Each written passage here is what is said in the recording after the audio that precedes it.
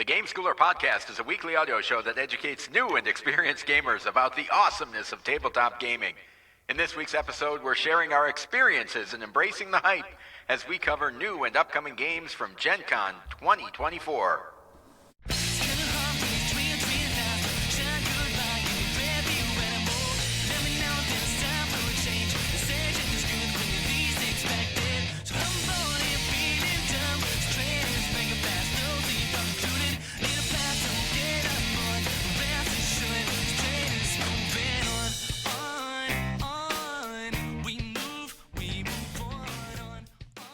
Welcome to the Game Schooler Podcast. I'm your host, Doug Kotecki, along with my co-host, Dr. Michael McCabe. How's it going, Michael? What's going on, Doug? How are you? I am pretty good. My voice may be a little raspy. I will try and use the mute button diligently. Yeah. We did a lot of talking over 4 days at GenCon and a 5-hour car ride. And you're not used to that, are you? I am not. You I work don't from like home. talking You to have other a home humans. office. You don't have to talk a whole lot, right? Yes. Yeah. I talk all day long, all day, every day. Yeah, you're primed. You're ready. And then you shout. You only lose your voice during basketball season when you're shouting at players. Well, shouting to get calls in. I don't shout. I don't know. I don't shout at my players. I talk energetically On their with behalf. my players. Yes, I advocate. There you go. Yeah. All right, so this is going to be a very interesting and a change of pace for us as far as an episode is concerned. Just to give everybody a little bit of a rundown, we've got some thank yous. We're going to talk about what we did at GenCon, our general schedule, some thoughts on the convention as a whole, and then we're going to go through the games that we saw, brought home, demoed, things like that, broken up into kids, family, and hobby games. We've got some questions from Whoa, the Discord. slow down there Yeah. a little bit. You're going too fast because I'm just only as the Game Schooler Podcast can. We don't want to lose our new listeners before we even begin. We have 4 different categories. We have kids games, family games, light hobby, and hobby. And for the sake of today, we're just going to lump the light hobby and hobby together. So we're going to cover a slew of games today. Yep, and we've got some Discord questions we're going to answer, and we're going to revisit our high fives from last week. Last week we talked about the games that we thought the other person was excited for, and then kind of shared the games that we were excited for, and see how those lists may have changed based on our experience at the convention. So, to get things off to a good start, I want to thank, and this comes from both Michael and I, but definitely want to thank our listeners and especially that Discord family for the encouragement and support and motivation. It made the convention a heck of a lot more enjoyable having that feedback on the other side, and we just really appreciate what you guys contribute to this podcast and mean to us as well. Yeah, it's the reason why we do what we do. I mean, it's the biggest change from last year to this year. It's such a positive community. We talked about that openly and honestly to designers and publishers a lot throughout the convention, and even just little words of encouragement. There's a pressure to cover the convention in real time, and it's difficult to do. Yeah. And so I really felt like we were able to be present and to cover it the way that we will allow us to have content for the next year. And for us, GenCon really is a bookend and a beginning all at the same time. We're closing out 1 year and we're getting ready for another, the 24-25 school year that is in front of the Game Schooler Podcast. Yeah, there's a lot of stuff going on, and it is hard to, the amount of stimulation, whether it's audio, visual, everything that's going on in that exhibit hall. As much as I want to stop and take pictures and try and capture things, it is so hard when you're trying to manage your personal space and not get knocked over by a calyx or what some people would call a backpack as people are whipping around in there. So you got to have your head on a swivel, and it's hard to have your head on a swivel and document everything that you're seeing. It gets kind of difficult. And on more than one occasion last basketball tie-in, I was prepared to take a charge. I mean, got fully Almost by a goat man. In stance, covered. Excuse me. Ready to lead with my heels backwards and allow my rear end to take the contact before my head. We left the hot games room, and there was no place for me to go. And somebody had their phone out, looking straight ahead, full goat regalia. Purple goat. Purple Michael goat. almost And got knocked over by a purple goat. I was about to be impaled.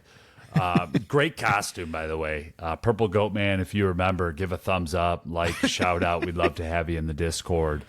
But that was one of the memorable moments from Friday, I believe. The days all run together, but should we get after it? Well, I also had a couple more thank yous. I wanted to thank the publishers and designers that we were able to chat with and spend some time, and for them to take time out of their hectic and busy schedule to either meet with us or have conversations with us. It is crazy in there. So, and we're really happy for all of those that had successful cons and sold out of hot games and things like that. But we truly appreciate them spending the time with us. And my last thank you goes out to Natasha at the Steer Inn, who just gave us delightful service as we were closing down the restaurant there after the exhibit hall closed. We took it was a little hidden gem for us last year, and we went again this year. And Natasha made sure to let us. We were trying to keep it hidden because we like the solitude, but she encouraged us to spread the word. And if you're looking for an awesome pork tenderloin sandwich, the best. Giddy up, go check them out. Yeah, and homemade food. I shout out to the coconut cream pie. I don't want to get too deep into the Steer Inn menu. Onion rings as big as your head. Chicken tender weight. Yeah, chicken tender weight. That's right. And there's just something about, Doug and I have faces that are made for a podcast. There's a reason why the first 175 episodes were not on YouTube. But we wanted to capture that moment in the Steer Inn parking lot and got a picture and put it out on X. It was the end to a really good day, and one of those just classic diners, drive-ins, and dives, right? We'll let people decide which one it is, but I cannot wait to get back there. It's one of those places I'll probably dream about in the doldrums of winter. I'll have a dream where I'm at the Steer Inn. So it's 361 days since our last visit to the Steer Inn. Yeah. Countdown's on. All right, so as far as what we kind of did, and just give you a brief overview of our schedule at GenCon, it's about a 5-hour drive from where we are to get to Indianapolis, so we did that in the early morning. We had a couple meetings with publishers on Thursday, and then just kind of went into the exhibit hall and experienced that. Friday, we had some more meetings. We had some time in the exhibit hall and some time at the Hot Games room for BGG, which was awesome. Saturday, we played some games in Lucas Oil Stadium. And then it was a pretty casual day on Saturday. We didn't overexert ourselves there. And Sunday... we tried to play games. Saturday, we tried to play. Yeah. Yeah. And then Sunday is family day at GenCon. And you could really tell this year, it really felt like that. Great vibe. The amount of kids increased, and everything was a little bit more relaxed, and we were able to get some good time with a lot of publishers on that day as things start winding down. A lot of people don't stick around for Sunday. They have that as their traveling day and getting to the airport and stuff like that. And we were home by 8:30, 9 o'clock. We were, and we can go deep into the thank yous, but I want to circle back just on that. We were also very fortunate to, Stacia Kirby and crew that run the media for GenCon, and the people that run the media room, they're phenomenal. They're great. They're kind. And that allows us to get in and out of the exhibit hall for some of those meetings. It allows us to get in there and deconstruct a game a little bit. And Saturday and Sunday, both of those days, we had an idea of some games that we had not yet seen, and we were able to take them apart in the media room and look at, okay, yes, this is a game we need to look at and try to tell the story further. And it was also a great spot to just meet other folks that are like us. Correct. I guess, general thoughts on GenCon that you would throw out there? There's a wide open question, but I got a whole. Can you narrow list. that? Can you frame it for me a little bit more? I cannot. What are your takeaways? I guess takeaways after it was our first time at GenCon last year. Yep. And we're continuing to refine our process and figure out what works for us. But what are some general, and we'll have a question later about, people going to GenCon and kind of advice for them. So I want to avoid that. All right. So for us and me, and general thoughts. It is the best 4 days in gaming for the Game Schooler podcast. That's the general takeaway. We are not shifting gears and looking forward to Essen and getting ready for the next big con. And no, we have a local regional convention in October where we'll play a ton of games. But for us, GenCon is a place to go to interact and connect with designers and publishers and truly get content for the year. If you, dear listeners, watchers on YouTube, hi Ma, we're in my office/recording studio right now. There are just, it looks like a disheveled mess because we're, getting ready for this next year ahead. We really do operate almost on a school year schedule. It was to the point where, we're driving back and Doug said, Michael, it's almost football season. And so to me, GenCon has a place in my family's calendar and in this podcast calendar as a big rock. It is something that we schedule around. We look forward to. I'm very grateful that we had jobs that allow us the time off of work to be able to go, and that we're healthy and able to go. It's not something I take for granted. I think that I'm at just a tremendous place of gratitude with that.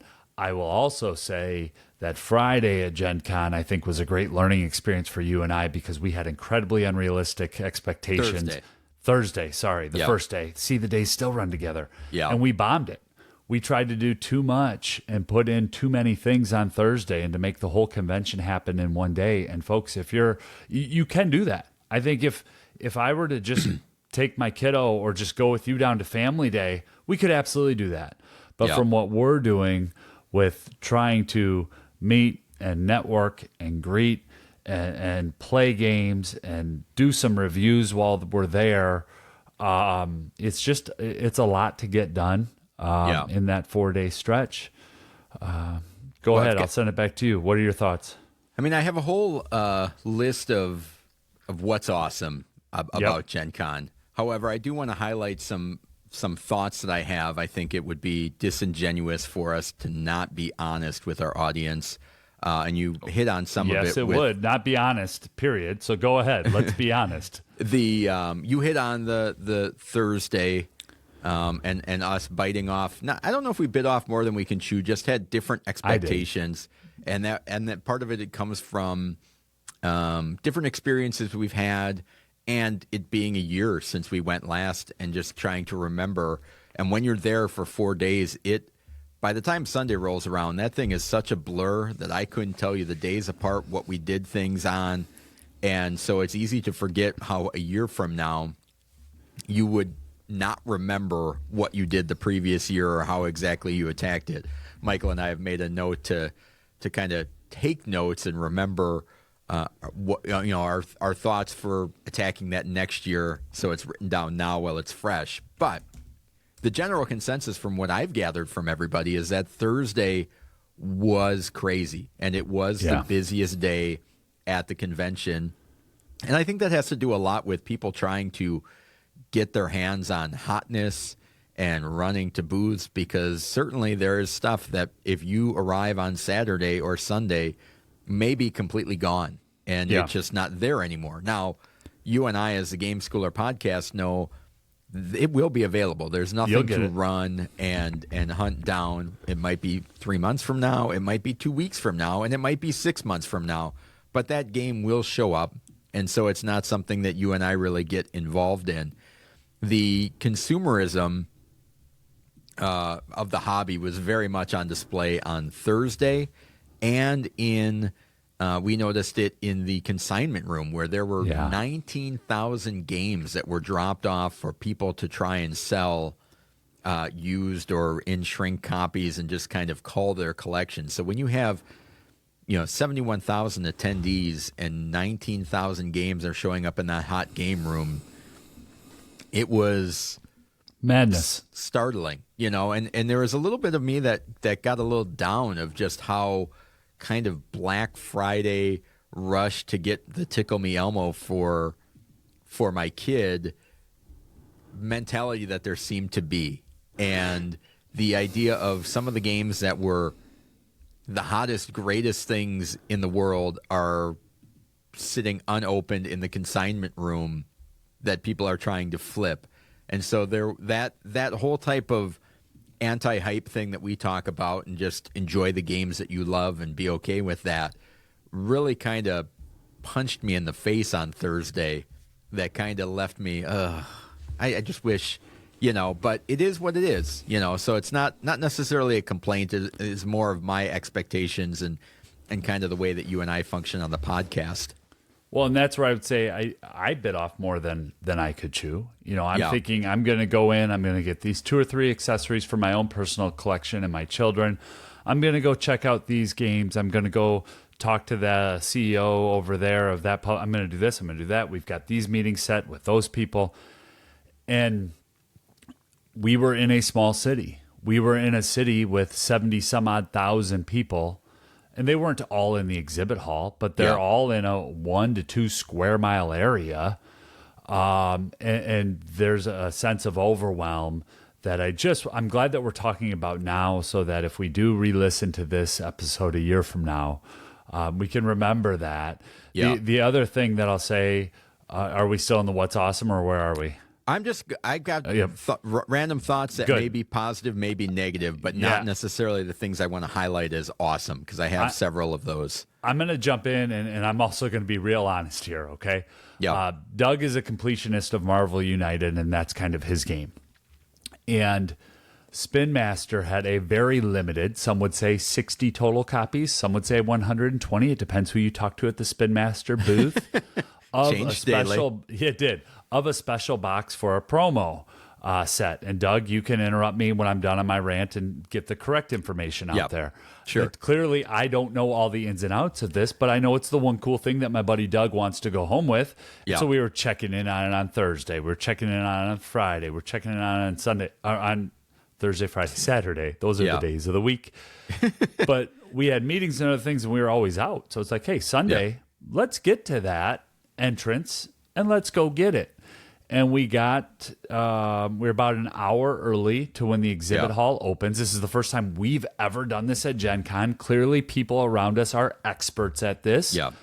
But we met cool people in line and just talking about, hey, what game are you going after? Hey, what game are you going after? There was a dad who told his kids, I'm going to make the charge and I'll meet you at our meeting place. Good for you, Dad. You have a lot more courage than me. I'm not doing that with my children. But it was a sense of community and awesomeness. And when we got to the line, we were 25th and 26th deep, and it was very clear that we were not going to get that allocation. So I'm sorry, Doug. I hope, please give us an update when you get your promo box. But we failed. And even in the failing, I felt like we were part of an awesome community. Yeah, that's kind of a double-edged sword, because it was cool to experience. It's always fun to see people fast walking, and Michael throwing elbows trying to get through it fast walking. No, man, I'm a big gangly guy. I'm okay in my body. When I gotta use it or lose it, I'll get to where I got to get to. You were about 3 minutes behind me when I got in line, so I'm glad that you made it there eventually. Yeah, eventually. So I'm happy to have that experience. However, it is probably an experience that I will never do again. What was the thing called you were looking for? You want to set the record straight? Yeah, it was a Marvel United Witching Hour promo package, and basically it was a bundle of all of the convention promos that they have released since the game came out, and a couple of new miniatures. And allegedly there'll be 3,000 units that are going to hit Amazon at some point. That's what we're being told. Yeah. Yep. All right. So that's, it was one of those things where we didn't really have anything going on. So sure, let's go wait in line. However, getting there an hour early, once people started filling in, you're packed in there. And if you're at the front of the line, you can feel it behind you. There is an energy behind you. And we were actually off on one of the offshoot doors. We weren't even on like the main exhibit hall door, and it started to feel kind of crowdy in there. And you and I, for the most part, we have never done that. We have never been part of that big rush to get in. And it's like, it's not that big of a deal to me to go back and do it again. And there is something relaxing about showing up at 10:30 and just strolling in and being like, yep, I'm walking right in, and to have to get there an hour before or more, because we weren't even first in line at that point. It's not something, like I said, happy to do it, happy to get the picture of the gigantic crowd behind me and say that I was part of that bull rush one time. Don't need to do it again. Because there is a lot of stuff going on in that exhibit hall. I mentioned the amount of audio and visual stimulation. There is stuff going on everywhere, conversations happening. You're trying to, in our case, we're talking about a game while we're walking, trying to get to the next area. And I think one of the remarkable things is that in reviewing for this show, but even at the show, we had gone into the exhibit hall every day, and on Sunday, we were walking by booths that I had never seen before. It was like, oh, that's where they're tucked in. And in preparing for this show, I was going through the list of things that we kind of wanted to look at, and it's like, yep, never saw that, didn't know where that was, and some of it maybe that game sold out, maybe that game never got there, maybe that booth was tucked in a corner, and so the vastness of it is kind of hard to explain. But it's hard to explain. Once a day there was a moment where Michael was like, oh, that's where that booth is. It was like, did you know this was there? Have you seen this booth before? Well, and I'd been looking for Portal games because they had a printing press, which is in the Gutenberg universe. And we were just standing in the Pandasaurus booth, and you just pointed out, and this was at Sunday. Yeah. Oh, there's Portal games. It's like, whoa, that's where they are.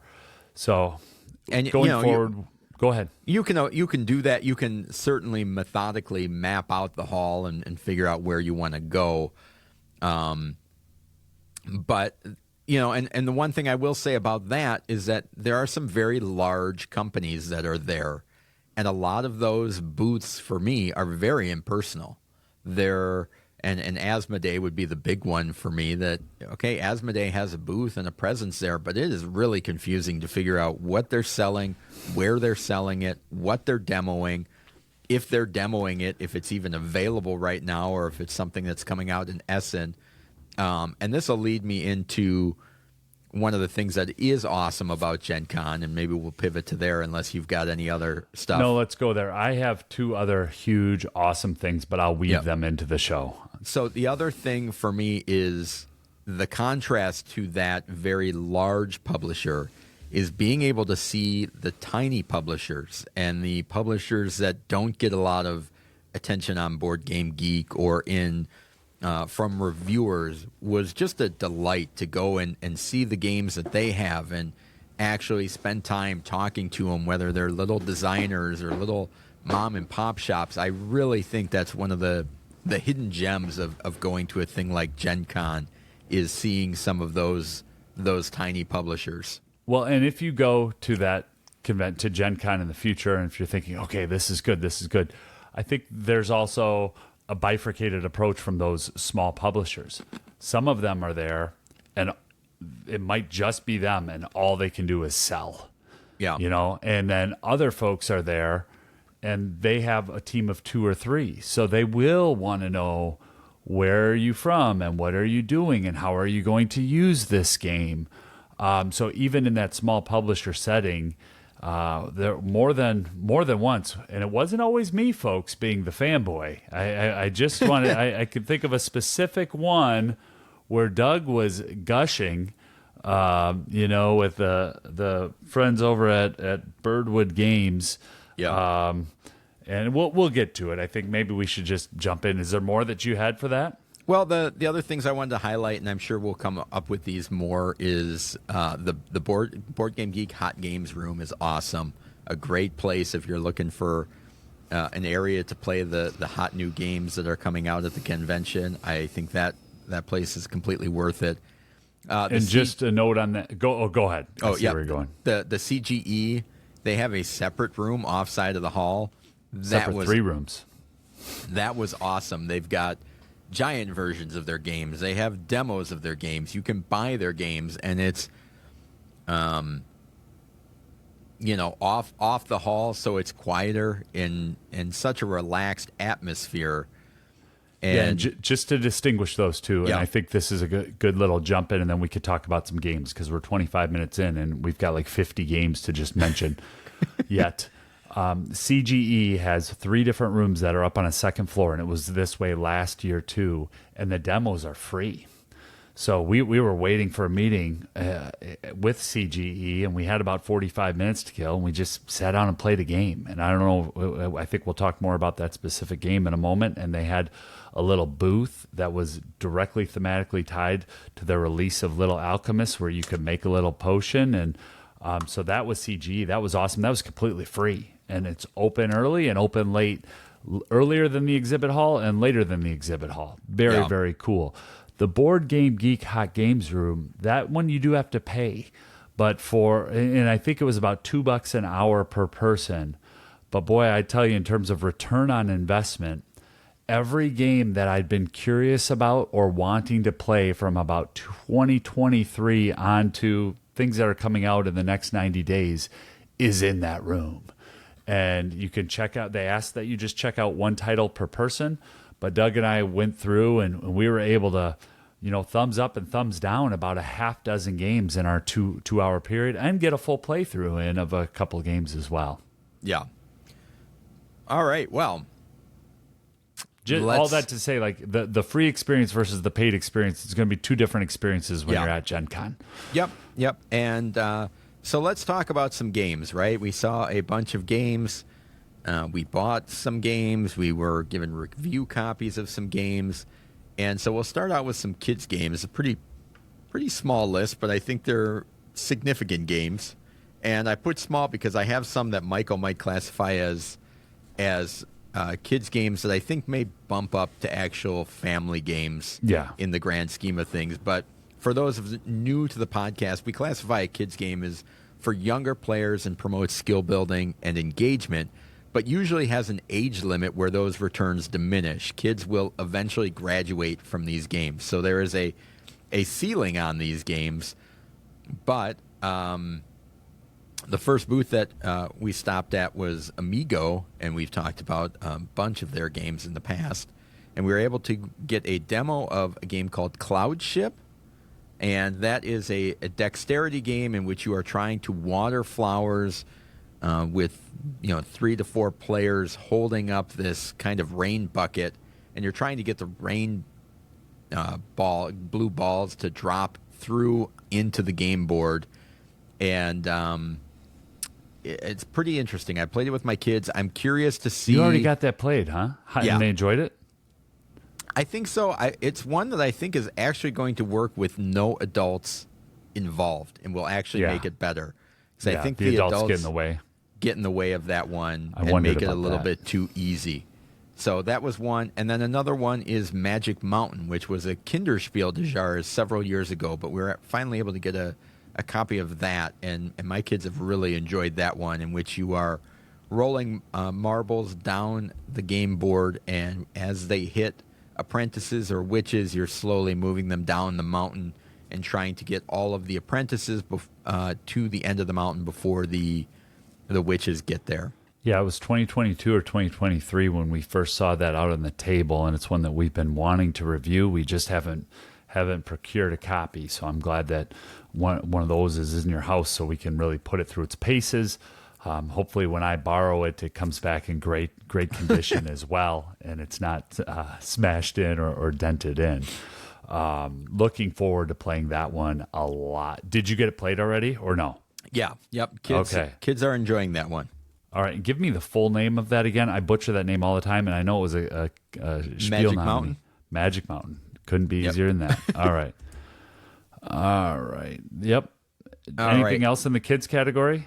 Yep. I've got a game from Cosmos, which is Dodo, which is a very interesting game. We were able to get a demo of that, in which You are pushing this little dodo egg down, and it goes at such Really slow. It defies the logics of physics as this rolls down the mountain. And while it's rolling, you're trying to do some memory matching and things like that in order to win the game before the egg reaches the end, and you're trying to put the egg back up and all that type of stuff. Yeah, and it's one thing, sometimes we'll see a game and it just pops at a demo. Yeah. And then when we play it one or two times, we're like, oh man, I really thought that would be game of the week. The opposite happened for me in Dodo. I thought, okay, cool mechanism, slow moving ball. But when we were walking out of the exhibit hall, so this is one of my last moments of GenCon, there was a family that was playing this game, and the dad said, that was a lot of fun. I'm glad we gave it a try. And the kids were so excited. Age on the kids, it's tough to tell because this is Sunday afternoon around 100 hours in of being around a Sea of Humanity. But probably a 4-year-old, probably a 6-year-old, probably an 8-year-old, a couple of boys, a couple of girls in that family, and both the parents had a good time. The kids were kind of sad that they were packing the game up. So that's one that we'll need to take a look at. So that's all I've got for kids. How about you? Yeah, I've got two. One is Post Office, a card game from Hobby World and Yevgeny Petrov. We were fortunate to get to spend some time with Hobby World. They were right next to the Arcane Wonders booth. Lots of Ivan Lashin games, and then Yevgeny Petrov's Hobby World is a family game. So this is a kid's version of that game. Right when I got home, my 8-year-old just grabbed it and wanted to play it. It was a small box. It had a nice little, is it orange or red artwork that kind of pops? Orange and blue. Yep. Orange, reddish, blue. Longtime listeners will know that. And then I'm going to put this in a kid's game, and I might get some pushback here, and you'll say, nope, that's family. But Sushi Go, the 10th anniversary, maybe we can segue into family with that. We've been playing it every day since we got home from GenCon. And this, to me, was a surprise of the con. Phil Walker Harding's 10th anniversary.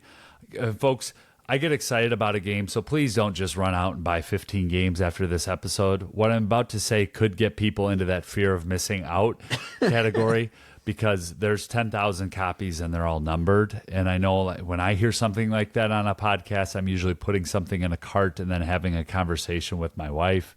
And certainly, a few years ago, that's how I was. But the cool thing about this beautiful tin, there's 4 packs at the bottom that kind of add different elements to the game.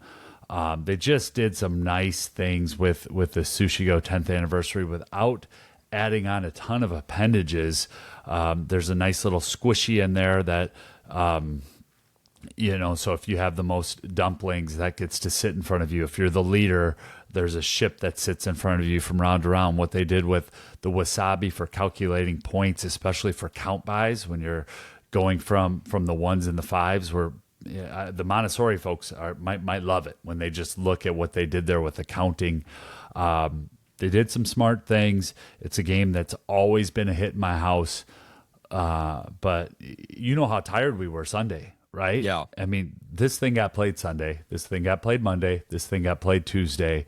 And it's brought a lot, just some nice excitement into our house. So that's an early leader in the clubhouse. And I put it in kids' games because it's one that we played with our when our 8-year-old was 4, really started to play to just talk about counting and delaying gratification. And now, she's leading it and playing it with her friends in the neighborhood. So that was a pleasant winner in our house.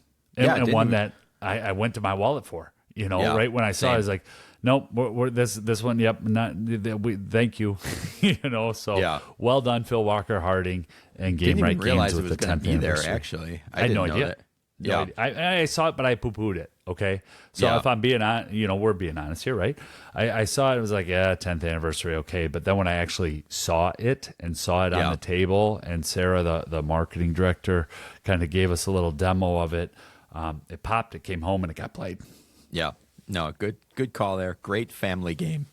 Oh, segue, take it. So family games, I've only got 35 on the list, so we'll see how far we get into the family games. Well, and here's the caveat: is some of these games that I have on my list, I don't know. As we get into family and light hobby, it's like some of these games I haven't played, or I don't know a full we could be thing, way off. Full thing Disclaimer. about it. So these are things that we saw, things that looked cool, things we brought home, a little bit of all of those. And so Things that we hope to talk about and play for the next year. Yeah, so some of the stuff that, in after review may turn out to be a light hobby, and something that we thought might be a light hobby may end up in the family section. But a family game is approachable and easy to learn for gamers and non-gamers, allowing a broader age range of players to participate. Gamers often call these gateway or welcoming games, and they usually take less than an hour to play. Family games include minimal setup times, allowing players to get to the table quickly. These games bring families together and help develop core skills that are difficult to teach through traditional methods. So, with that out of the way, talking about a game that I don't know too much about, but I'm excited based on the people that are attached to it, and that's from AEG, and that's Misfit Heroes. This is from Phil Walker Harding, which, if you are a longtime listener, you know we are big fans of his. You jumped right into a game that's going to be on Kickstarter. Okay. Yeah, getting right out of there. So I don't know outside of it's on Kickstarter, it's Phil Walker Harding, and it's Eventually. AEG. Yeah, eventually it's going to be on Kickstarter. Yep. So I'll leave that one there as that. I'll knock out another game that is not yet available but is really exciting to me. Leaning into the hype. Go ahead. And that's from Amigo Games. We got a quick brief run through of a game called 3 Chapters, which is a really cool game that almost combines a Seven Wonders drafting mechanic along with a Fantasy Realms scoring mechanism and a slight trick-taking style in the middle round. And all three of those come together and make what seemed to be a really cool game. So I'm excited to get that. I think they said the plan is for Essen on that one, and then maybe spring for North America. Is that right? Yeah. So they are Amigo is done for 2024 in North America. So that game 3 Chapters will be coming out in 2025. Alex Yeager and Corey Del Monte are just a great team over at Amigo that do a nice job of giving demos and telling us about games that are coming. I will try to get pictures, just do a picture dump into the Discord. I think that's the best way to do it. We don't have much of a presence on Instagram, and Twitter only allows 4 pictures for the free version, which I'm committed to. So you'll get to see a picture of 3 Chapters because, like Doug just described, I think it's one that we're both excited to see and get and play and can do. Something with cards that Dice Hunters of Therion did with dice for us. I think that'll be just a great game schooler game. This is a hype show after all, Michael. It is. We only do 2 a year. We can be allowed to talk about things that are coming I'm uncomfortable. All right. What do you got from Arcane Wonders? Unless you've got... You're going alphabetical? Yeah, I got my publishers in alphabetical order. Man, I just got a random mess. All right. Freeform jazz over there, huh? Yeah. Arcane Wonders, I have 2. Vegetable Stock. Doug and I got a chance to play that Saturday at Lucas Oil Stadium. This is a game that was imported. I have been waiting to play it for a long time, and I was not disappointed. This is a game that will not be a hit for everyone. But for me, you are manipulating the price of vegetables. It plays fast. It's really easy to set up. And I can't wait to play it more. They did sell out. Neither one of us came home with a copy. I'm okay with that. We'll find one eventually. It's going to be a $10 to $12 game all day long. And I think it's going to work for a lot of folks, but it will be a miss for a lot of folks because, the game that you and I played, and it was a teaching and learning game, which you love to dominate, and I don't mind losing those so that you'll return to the game. Sometimes I stop. I don't want your to initial thoughts on that? It was a little too chaotic for me, I thought. I felt like it was kind of all over the place. I can see why people would like it. It fell into that weird range for me where it was like not enough control to really grip me and almost that illusion of decision making. So it felt kind of random for me, but that could just be me. Did you have any other family games from Arcane Wonders that you would like to talk about? I put down both of the other games I think that might be on other people's lists, but that is Foundations of Metropolis. So we got a chance to see that in the press room. Unfortunately, didn't come home with a copy of that, but Foundations of Metropolis does a really good job, I think, as far as the quality of production for what you would expect jumping down from a $200 version of Foundations of Rome. There's not a lot or that $400 version of Foundations of Rome, depending on how far in you are. I felt like they did a really good job without me feeling like, oh yeah, well of course this is cheaper. It felt like a really quality production, and I'm looking forward to getting a chance to play that more. The last one I have is a flex because I don't know where I haven't played it, so I don't know where this would ultimately fall. It might be a hobby game, it might be a family game, and that's Video Game Champion. So I'll let you take that one over. Yeah, I think this is ultimately going to fall in that light hobby category that we talk about. And in a light hobby, basically the distinguisher between family and light hobby, it's really going to benefit from having that one gamer in the group. Teach it, set it up, and get everybody up and running, and take the back seat and allow others, be the rules lawyer at the table, be the GM at the table. But Video Game Champion, it could be a family one. You're a kid in the 90s trying to rent video games, and there's just an incredible action selection mechanism in there where you can, money is tight. You start with $7 in the game, and you're a kid. You're a kid, $7, and how are you going to rent games? And then you're trying to beat the games. And so you have limited actions that you're taking to either rent the new game or beat the game, and then you're moving up on different tracks. Well, if you need a little bit of money, where do you go to get money when you're a kid in the 90s? Grandma's house. So, but that's going to cost you time, right? If you're at grandma's house, you can't be playing games. This isn't 2024 where you can play games at grandma's house, on your phone when you're 8 years old. So, Video Game Champion, and folks will know, I was at Starbucks at very early time. I think I opened them up at the Starbucks next door to our hotel and was reading the rule book and was just excited to start my day with it. Haven't gotten to the table yet because we've only been home for about 120 hours. Definitely one I'm looking forward to playing. Looking forward to playing with you and with a few other people too. And when we're good and ready, it will either make an opening segment or it'll be a game of the week, and we'll tell the story of Video Game Champion. Yeah, I'm excited about that one as well. Another publisher Michael alluded to earlier, Birdwood Games. Oh, go ahead. While we're on Arcane Wonders, I just want to let listeners know this is 2 years in a row, though, where they've had the big box of Foundations of Rome readily available at GenCon. Yeah. So if that is something that, don't feel like you missed out on anything, and the Robert and team are all over the place, and the Dice Tower's always hosting events at different places. So you'll be able to get a copy of Foundations of Rome if that is on your wish list. Don't run out and pay $400. You can get it for them at a convention for whatever the MSRP is. Yeah, good call there. The next booth we saw, Michael alluded to earlier, that is Birdwood Games and Forever Home. So this is I brought home a game that I think each of my kids would like. This was one that I brought home for my oldest daughter, and it's a little bit of a puzzly game where you're putting out little dog tokens in a prearranged order, trying to make patterns, and then you can bring that dog home and then kind of set it up whether you're, who that dog is going home with. So it's got a cute little, great artwork and a puzzly theme as opposed to maybe Dog Park, which is more of a thematic type game. Mm-hmm. This does a good job of having a puzzly game with a dog theme.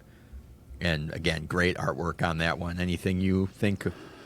I wasn't planning on getting that game, and the demo sold it for me. It looked, I don't want to say Dog Park light, but it looked a little bit lighter than Dog Park. which candidly, I have a tough time getting to the table in my house because there's a little bit of complexity with that one and a little bit with setup. And so I'm excited for Forever Home, of getting it out onto the table and hopefully getting some plays in on it. The demo really sold it for me. And, Jack was there working hard. Wasn't he working hard? He was. Just slinging games and had the carnival spin wheel. You get 10% off, you get 30% off. I'll tell you what he didn't want to hear about at a Friday or Saturday at GenCon? He didn't want to hear about the Game Schooler podcast, and I wouldn't want to hear about it either because he was busy selling games. But it's somebody we've emailed with in the past and talked about getting an interview with him and his wife. And it was, I really hope they had a lot of success. It looked like they did. I think they were one of the small publishers that won GenCon with Forever Home and Dog Park. Those copies were flying out of there. Yeah. Hey, Doug, why don't you tell us about Link City from Blue Orange? I know that's a game you're excited about. So in Link City, there is a city hall, and you are putting tiles out that are other buildings in the city, whether it's a swimming pool, a school, library, tattoo parlor. And one person is kind of the city foreman, and they are putting out where they think those buildings should go. The rest of the group then decides where they think and try and match up where you would put them. And then you reveal them. If you get them correct, you're going to put them where everyone thought. If not, they go at kind of a diagonal, and you keep building out. Essentially, you're trying to connect buildings to get tree points. So it's one of those kind of cooperative games where at the end of the game you say, all right, we got 40 points, yeah, hooray for us type of thing. But I think the experience is more about it than the actual end result of the gameplay, almost like a just one type of feel to it. Well, and the Blue Orange booth was right next to Calliope, and we had just had the director of fun from Calliope on our show. We interviewed Chris Leader, and he said how much fun that the Calliope team had playing Link City.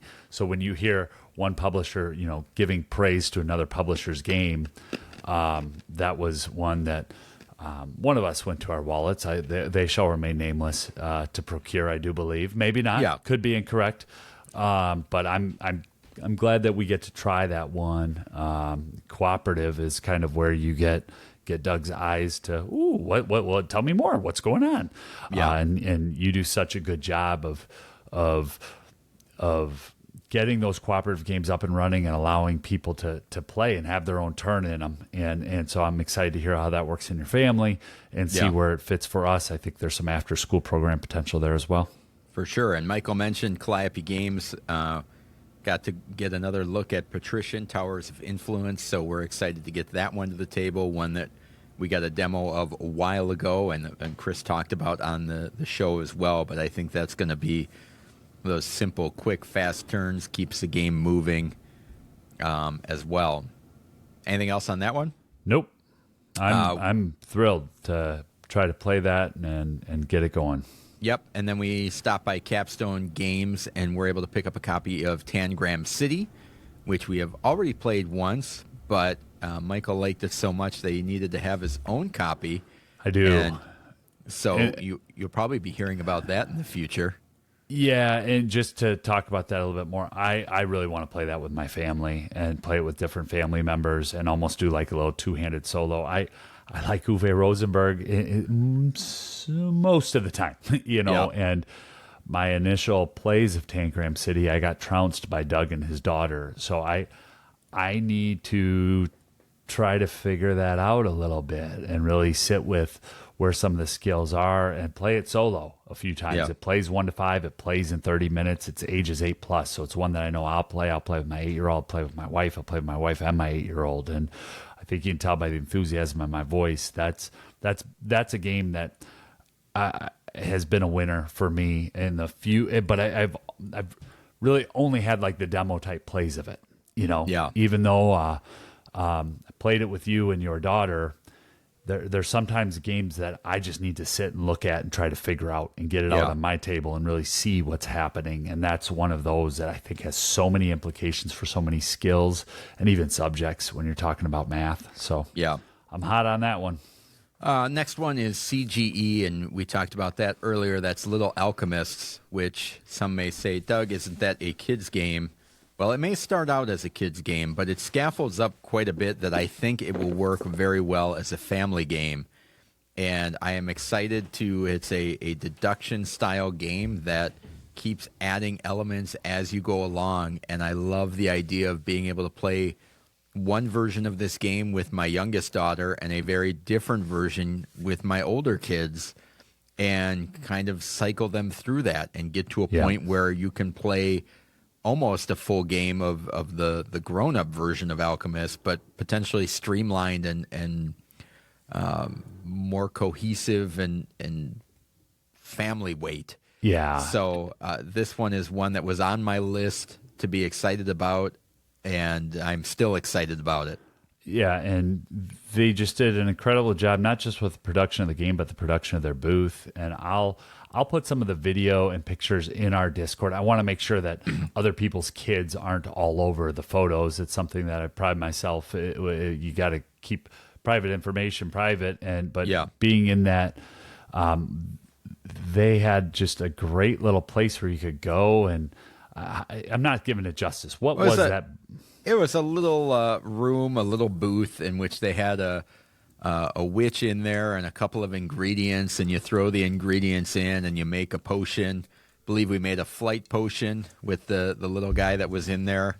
Picked out the ingredients. Everybody got a pin that said that they made a flight potion. And it was just a real cool experience to do that and kind of get you into the mood of the game. Yeah. So great work there on CGE's part. And I want to take this moment, we talked about CGE, Calliope, and Capstone. Amigo is also the same. 3 companies that when they come out with a game, it's not going to disappear in 6 or 8 months. Yeah. We know that they're going to stand behind their game. And if you go to GenCon in 2025 or 2026, you'll be able to pick up one of their games. Yeah. And I'll talk about that a little bit more when we get into the hobby games. Foreshadow. Back to you, Doug. What else is next on your list? So CGE. Floodgate Games, they've got a game out called Landmarks, which is really interesting, where you've got a map and somebody is the clue giver. They know they're trying to guide everybody else to the treasure, but there are 2 words written on hexagons, and based on the word that the clue giver writes down, they need to figure out where that word connects between 2 hexagons as the next area on the path, trying to get them to go to the treasure. So, for example, maybe there's a word taco and a word sea, and I write down the word shell, and you're thinking, okay, where does it go? And maybe you put it in between the 2 of those. And Taco for John's. me, exactly. For me, this feels like the game that I want So Clover to be, in a way that doesn't cause people's brains to melt and keeps it flowing. So I'm really excited about the after school, family, and just kind of the party game implications of this one, to have a word game that I think may not slow down as much as some of those other ones, and doesn't necessarily require everybody to be super clever or have a gigantic vocabulary to work. So I'm excited to get that one to the table. Yeah, and is that all from Floodgate? Yeah. Yep. All right, I'm going to rewind a little bit earlier in the F on the alphabet and just talk about 2 games from Facade Games, which I believe they said they were Columbus, Ohio, searching the back of the box. Dayton, Ohio. Yeah, there's, you get into that Ohio area, I almost feel like it's Wisconsin a little bit, with just a hotbed of publishers. And this is Hollywood 1947, which is a game that I was really excited about at one point when it was on Kickstarter. But I'll just read just the first 2 sentences to give people a little bit of flavor text from the back of the box. It plays 1 to 9 players, ages 14 plus, 20 to 40 minutes, light strategy and social deduction. The year is 1947. You are a member of the thriving movie-making industry of Hollywood. However, it is suspected that there are communists hiding among your small production studios, sneaking unpatriotic propaganda into your movies. And the production, it looks like a book. Just incredibly affordable. I will say this. The nice thing about GenCon, when you're buying right from the publisher, you're saving on shipping, and oftentimes it's $5 less than MSRP. Well, what's the big deal? For a $25 game, it doesn't cost me $36.50 to get it into my house. I'm pulling out a crisp 20, giving it right to the publisher. They're ecstatic. I'm ecstatic, and it's going in the bag. Yeah. And so that was, that game, and then Parkade is another word game, party game that they've also published as well. So those are two games we'll take a look at over the next year, and you'll either hear about them in an opening segment, or one of those two could potentially be games of the week as well. Anytime there's 14 plus on the box, I do get kind of curious to see, like, is it because of content? Is it because of strategy? Is it because of a toy factor? And you're trying to stay out of that Amazon toy Choking area. hazard. Yeah. So I think that's a game that you love, Deduction, as well. And a game that, I'm excited to check out. Yeah, I'm always looking for a good social deduction game that keeps moving, and has kind of a little bit more structure to it than people just pointing at each other saying, you're a werewolf. No, you're a werewolf for 5 minutes with no end in sight. So I'm curious to see how that one plays out. All right, the next one, there's quite a bit here. That's Game Right or Buffalo Games. And I'm just going to kind of rattle these off. A bunch of Fun Guys, which is a mushroom-themed game, which I love mushrooms, so I pre-ordered that one. Hopefully that'll be showing up soon. Hold Your Ground. I've been seeing that one in Target recently. It might be a Target exclusive for a little while as well. Another great thing about conventions, some of those things that are retailer exclusive, you can get there directly from the publisher. I Heart Manatees. I've read the rules for this, and it looks really good. Good. Which is from Eric Lang, about getting manatees and feeding them and taking pictures of them and things like that. You put it in the family category, not the kids category. That tells me something interesting. Yeah, Good. I think so. Good. And it's not does not have. There is a little bit where you can mess with the other players, but not in a super destructive way, which I really appreciate. So I do like a little bit of that conflict, but not to the point that it's bringing my kids to tears. And I think that game has the right balance of that. And then Wrath of Fire Mountain. Michael's got all the visual aids. Which is, I would put in light hobby, but I'll send it back to you. Sure. And that's a thing. I think I might agree with you there. We played it at Lucas Oil. We got it out of the game library and got a play of it. And we were kind of breaking it down as we were playing it. And I was trying to break it a little bit too, just to see where.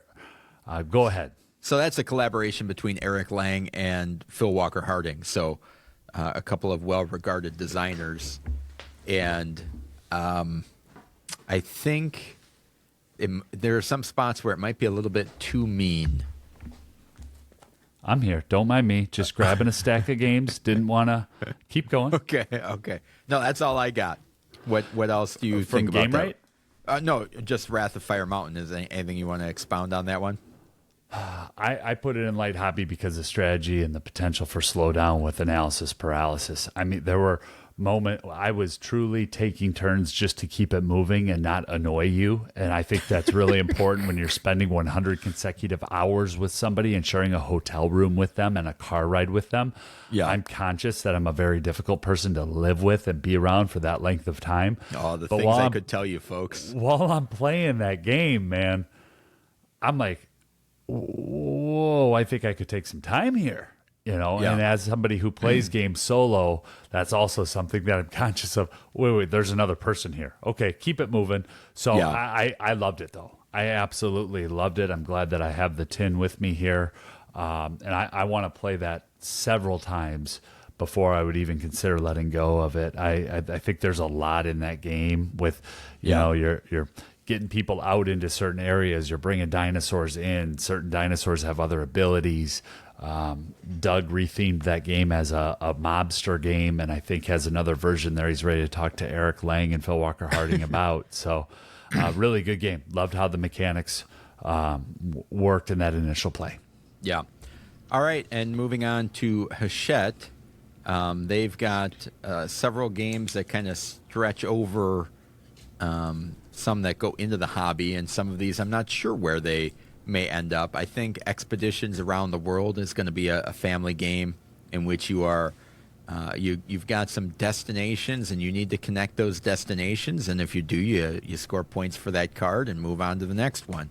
So I'm looking forward to that as a nice kind of in between, maybe a Ticket to Ride and the 10 Days in the USA, but I think that one could work well. We got a chance, although not to play it, but to kind of open up and look at it, and that's In the Footsteps of Marie Curie. We both loved In the Footsteps of Darwin, and so we're excited about that. Sounds like it's going to be a line that keeps continuing. It is. We were told that, so I think we can say that. But I'm not sure how it's going to play out without getting it to the table. So I'm curious to get that one to the table. Anything that's one that, that's when we were in the Hot Games room and looking at it. We made a decision of we could learn this and just play this one, or we could get through these 5 or 6 games. So we just poked around at it a little bit and thought, yep, this is worth playing. And by the time we got back to the exhibit hall, it was gone. And so we waited in line for about a half hour one day and then had to go to a meeting.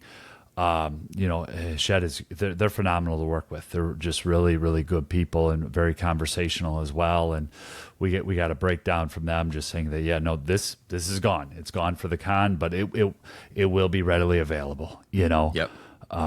So that more information on that. I will give Doug credit here. He was an early adopter of In the Footsteps of Darwin, and that was a game of the week for us. We got early coverage on that. It doesn't look like we'll get the early coverage of In the Footsteps of Marie Curie, but other podcasters will, and we'll check it out when we get to it. Yep. Line It is a card game that they have. I believe that may have come up in our Discord a while ago. But it's new to me. Looking forward to getting that to the table. I know you've got some other stuff from them.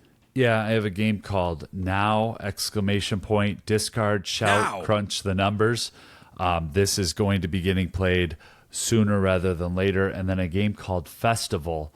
We tried to select a couple games that would work maybe with our homeschooler market that listens and is very active on the Discord. So we have a handful of those. I did not get my list in alphabetical order by publisher, so maybe you can do an extend here while I just take a quick peek. But I know Festival and Now are two that I'm going to be playing in the month of September with my kiddos here. Yep. I will. I don't know if there's any that's more. I have one more from Hachette. We didn't get to play it. We have another podcaster who asked us about it. Anitra asked about Nikojima. Dexterity game involving cats and wires, and this thing was selling like bottles of water on a hot day.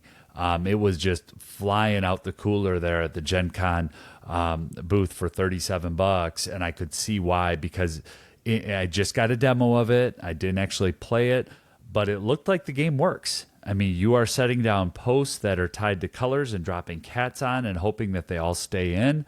I have some video and pictures of it that I will be posting. I'm allergic to cats. I know my family hates that because they love cats. So I just, there were 2 cat people that were playing, a mom and daughter, and they absolutely loved it. And their demo turned into almost a full gameplay of it and had a great time. And then I saw them leave the demo, walk over, and just grab a copy, and they were ecstatic. Yeah. So we'll get that when we get that, but that was one other one that we were asked about, so I just wanted to pass that along. Yep. And then Michael mentioned Hobby World. He mentioned. Go ahead. Sorry, one more on Hachette for folks. If you are Nidavellir fans, the upgraded components do look pretty nice. So I didn't come home with them. But if, they've got a super box with some super chips and a super play mat.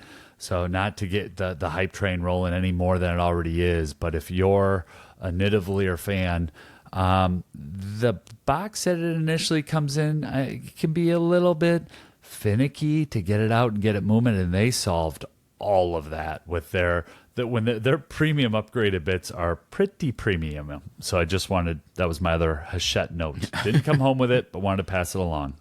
All right. The Hobby World, which is a Russian publisher, I believe. Yep. And they were there with Arcane Wonders, and they showed us a copy of. And they were there next to Arcade Wonders, but on their Yeah. own. But yeah. Yes.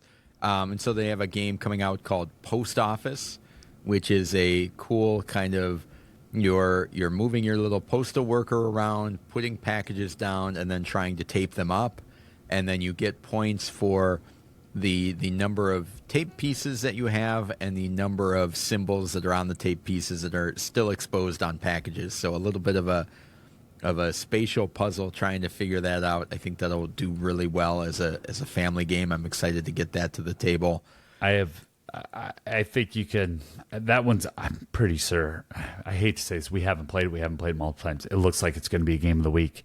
Yeah. Selfishly, I hope I can tell the colors because I want to like that game. It's a game that I know you'll destroy me in if we play it 10 times out of 10.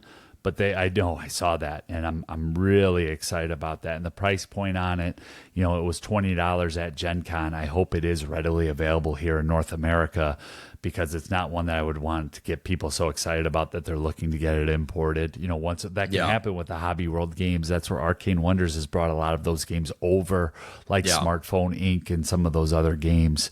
That's pretty much all I've got from them as the big standout. Any other ones that you want to talk about? No, that was, I was excited about that one heading in, and I was grateful that we got it coming home. I think there were a few others that we got, but if you're not ready to talk about them, that's fine. Yep. I think I need a little bit more research on some of those. We were able to talk to designer Halmer Hawk from Horrible Guild, and the game Spotlight, which just I was like a moth to flame on that one. Just looked so good on the table. Did you hug him, or what was that? Like you ran up on Halmer. So don't worry about it. Okay. I'm not the only fanboy here, Michael. No, I know. I'm a huge Halmer Hawk fan, and go ahead. Anyway, it's it can be played cooperatively or competitively, and it is got this transparency sheet on top of a black sheet of paper that when you slide the flashlight, which is white, over it, it gives you the little circle that you can look around. And essentially there is almost like a Where's Waldo or a Look and Find, and you flip over a card and you are trying to figure out how many times that person appears in your picture. It's the same, although everybody has a different picture, the amount of times that character shows up is the same for all of the players. And I played this one with my kids, and we just had a blast with it. How many games have you forced your children to play in the last 3 days? I forced nothing. Okay. But game looks awesome. It is one that I think will work really well for families and stretching that, where I had my 6-year-old was playing along, and I was playing, and my other kids, and we were all enjoying it. We were all having a good time and invested in what we were doing, and I think it'll be a really cool game. And another one, don't want to put too much into it, but one that I can definitely see being a game of the week down the line. Well, and I had that in my What's Awesome, but I figured we were going to talk about this here. Meeting Halmer Hawk was awesome. He was just so approachable and talking about his different games that we've covered in the past. We've talked about Railroad Inc. We're both big fans of Dragon Castle, but The Great Split, was a game of the week and so getting to talk to him about some of his games and just what the Horrible Guild does, I think is so in line with a lot of what we do. So that was cool. And Spotlight was fantastic. We were fortunate enough to get to go to a press event where he was playing it, and I was trying not to do a flex there. I should have just done it a different way, but having him teach us the different phases of the game, and just you could see some of the design nuances and choices that they made and some of the catch-up mechanisms that are in that one. I can't wait to play it. I'm kicking myself. I should have snagged a copy there because you only have so many games that you can pick up at a Gen Con, and that was one that I didn't grab, and I should have said, hey, here you go. You can only carry so many games in a bag before your fingers shear off, which were also correct. can I correct the record before we move on, or is there more Yes. from Horrible Guild there? Correct it. No, Smartphone Inc. was not a Hobby World, so I didn't want to. It was a Cosmodrome, which is a different publisher. So just want to keep Okay. the record clean there, so I don't have to Gotcha. follow up next week. Go ahead. Back All to you. right. Then we stopped by Keymaster Games. They had Parks, Roll and Hike, and then Harvest, which both of us backed on Kickstarter, so we had Harvest already. Michael picked up a copy of Parks, Roll and Hike. And we were fortunate to get to talk to Henry Audubon, the designer, last year at GenCon. Cosmoctopus was his game that was there last year. This year, he was working the booth at Keymaster, and this is incredible. Your book for Roll and Hike looks like a little field notes guide, and it's designed to be a travel game that you take. You throw in a purse, you throw in a glove box, you throw in a backpack. And that was one that when I saw it, I was like, yep, I need to see this more, and picked it up and started immediately poking around and looking to play with, because I think it's going to work for my family and for and that's the thing. I think a lot of these games will work, but that's one that it's got some of those things that we look for with design pedigree and publisher, the production. They're just fantastic. And the co-designer is Maddox Schuler. Wasn't terribly familiar with a lot of Maddox's game. I think Campy Creatures might be one that he has a credit on. But getting to talk to him the next day, because I had a complete fanboy moment with Henry. But the nice thing about a 4-day con, you can go back and say, oh, Maddox, this is a great game. I know I was just trying not to hug and cry on Henry Audubon's shoulder yesterday, but I also want to tell you, you designed a really solid game here. The components and how things fit together, and it's a roll and write that I think I can, my 14-year-old's kind of tired of me teaching him games, and I can say, hey, Josie, sit down here. Let's just this Parks rolling. Oh, Dad, no. You roll the dice, you knock it out of there. There you go. And so a really solid little game, and one that I'm very happy. And it was a quiet launch. There's some games that were just quietly launched, and this showed up right before we were hitting the exhibit hall, basically like 2 or 3 days before. It showed up on W. Eric Martin's Gen Con preview. And so I liked what I saw. I grabbed it, opened it up that night in the hotel room, and started tinkering with it. As you could tell, I'm excited about that one. Yeah. Moving on, one of my biggest surprises was Cosmos, Thames and Cosmos. And we talked about their game You can Dodo. say our. We were both really surprised with what they brought to the con. And they had 3 games, one of which we came home with. But one of them is called Belrani, which was a game that was released a year or two ago, or maybe several years ago, but has not I think had it was like 2019, Doug. 2019, but has not had an English release until now. Yeah, it was a game I wanted us to look at when we were initially starting.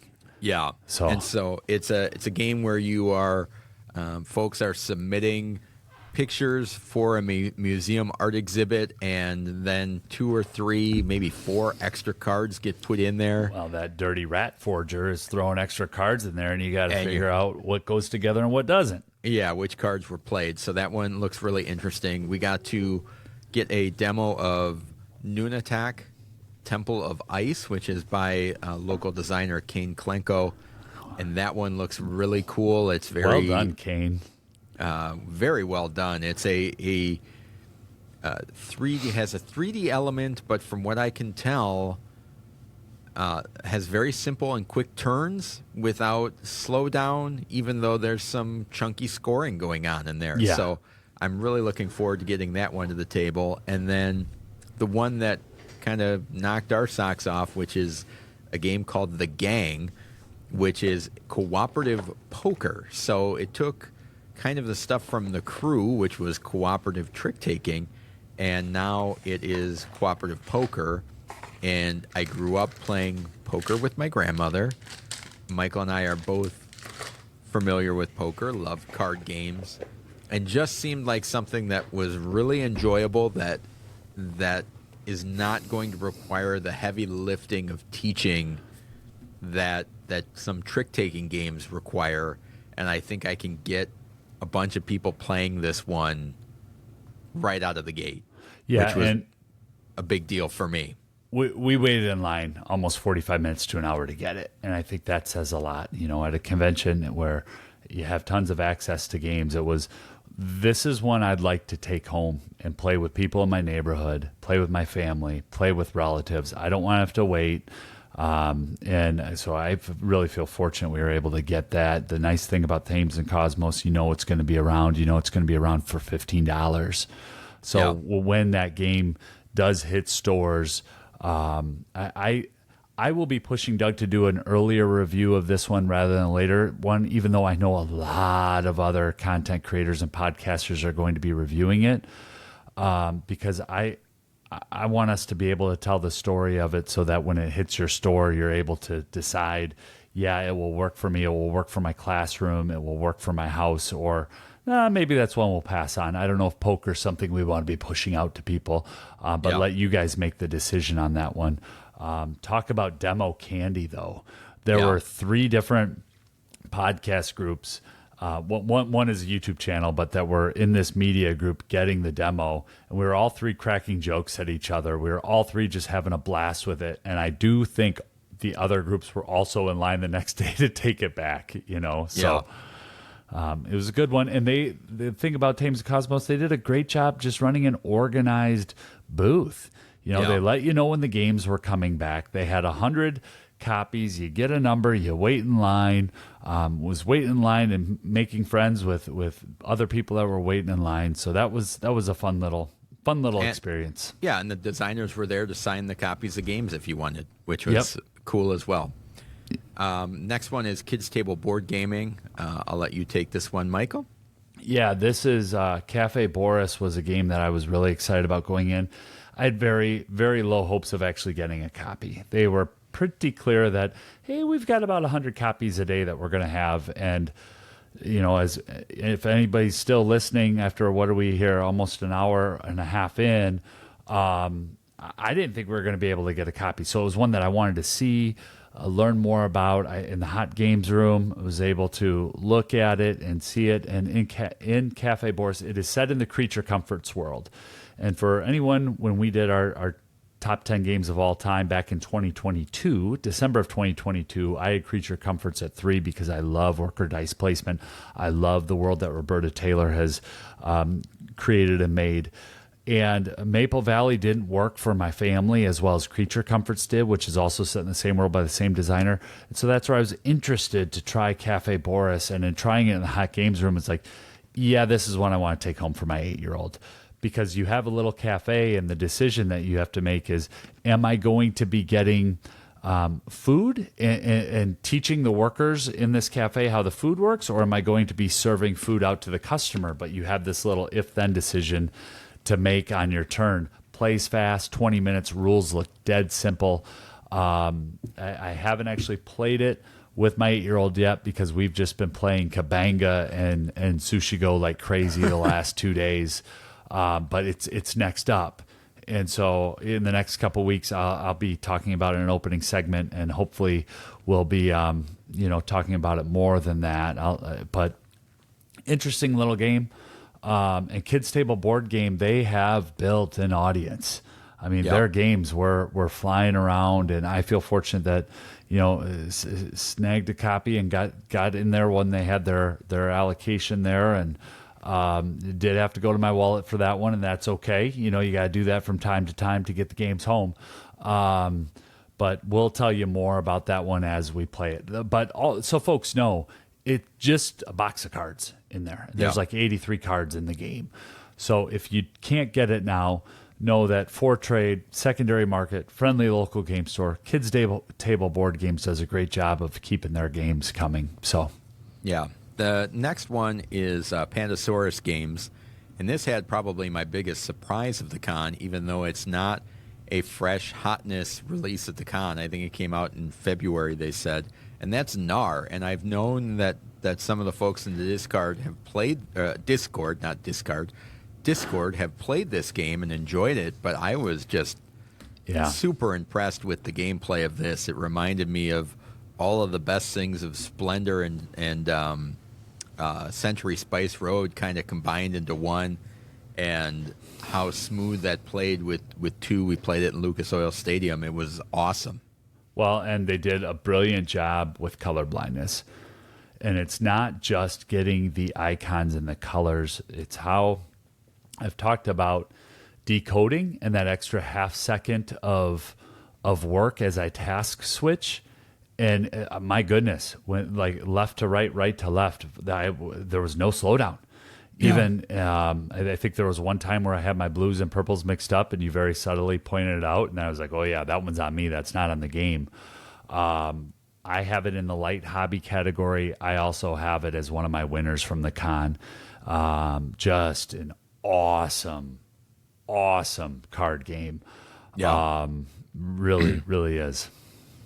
Yeah, and those are ones where, like I said, we're not exactly sure where we would classify those yet, and kind of loosey-goosey here. And there's a couple coming up here that I know might fall in that light hobby as well. And that's an interesting story that happened with Pegasus Spiel, which is they were hoping to get a couple of games in, but they didn't know if they were going to get them in time, and so they did not add them to the GenCon list.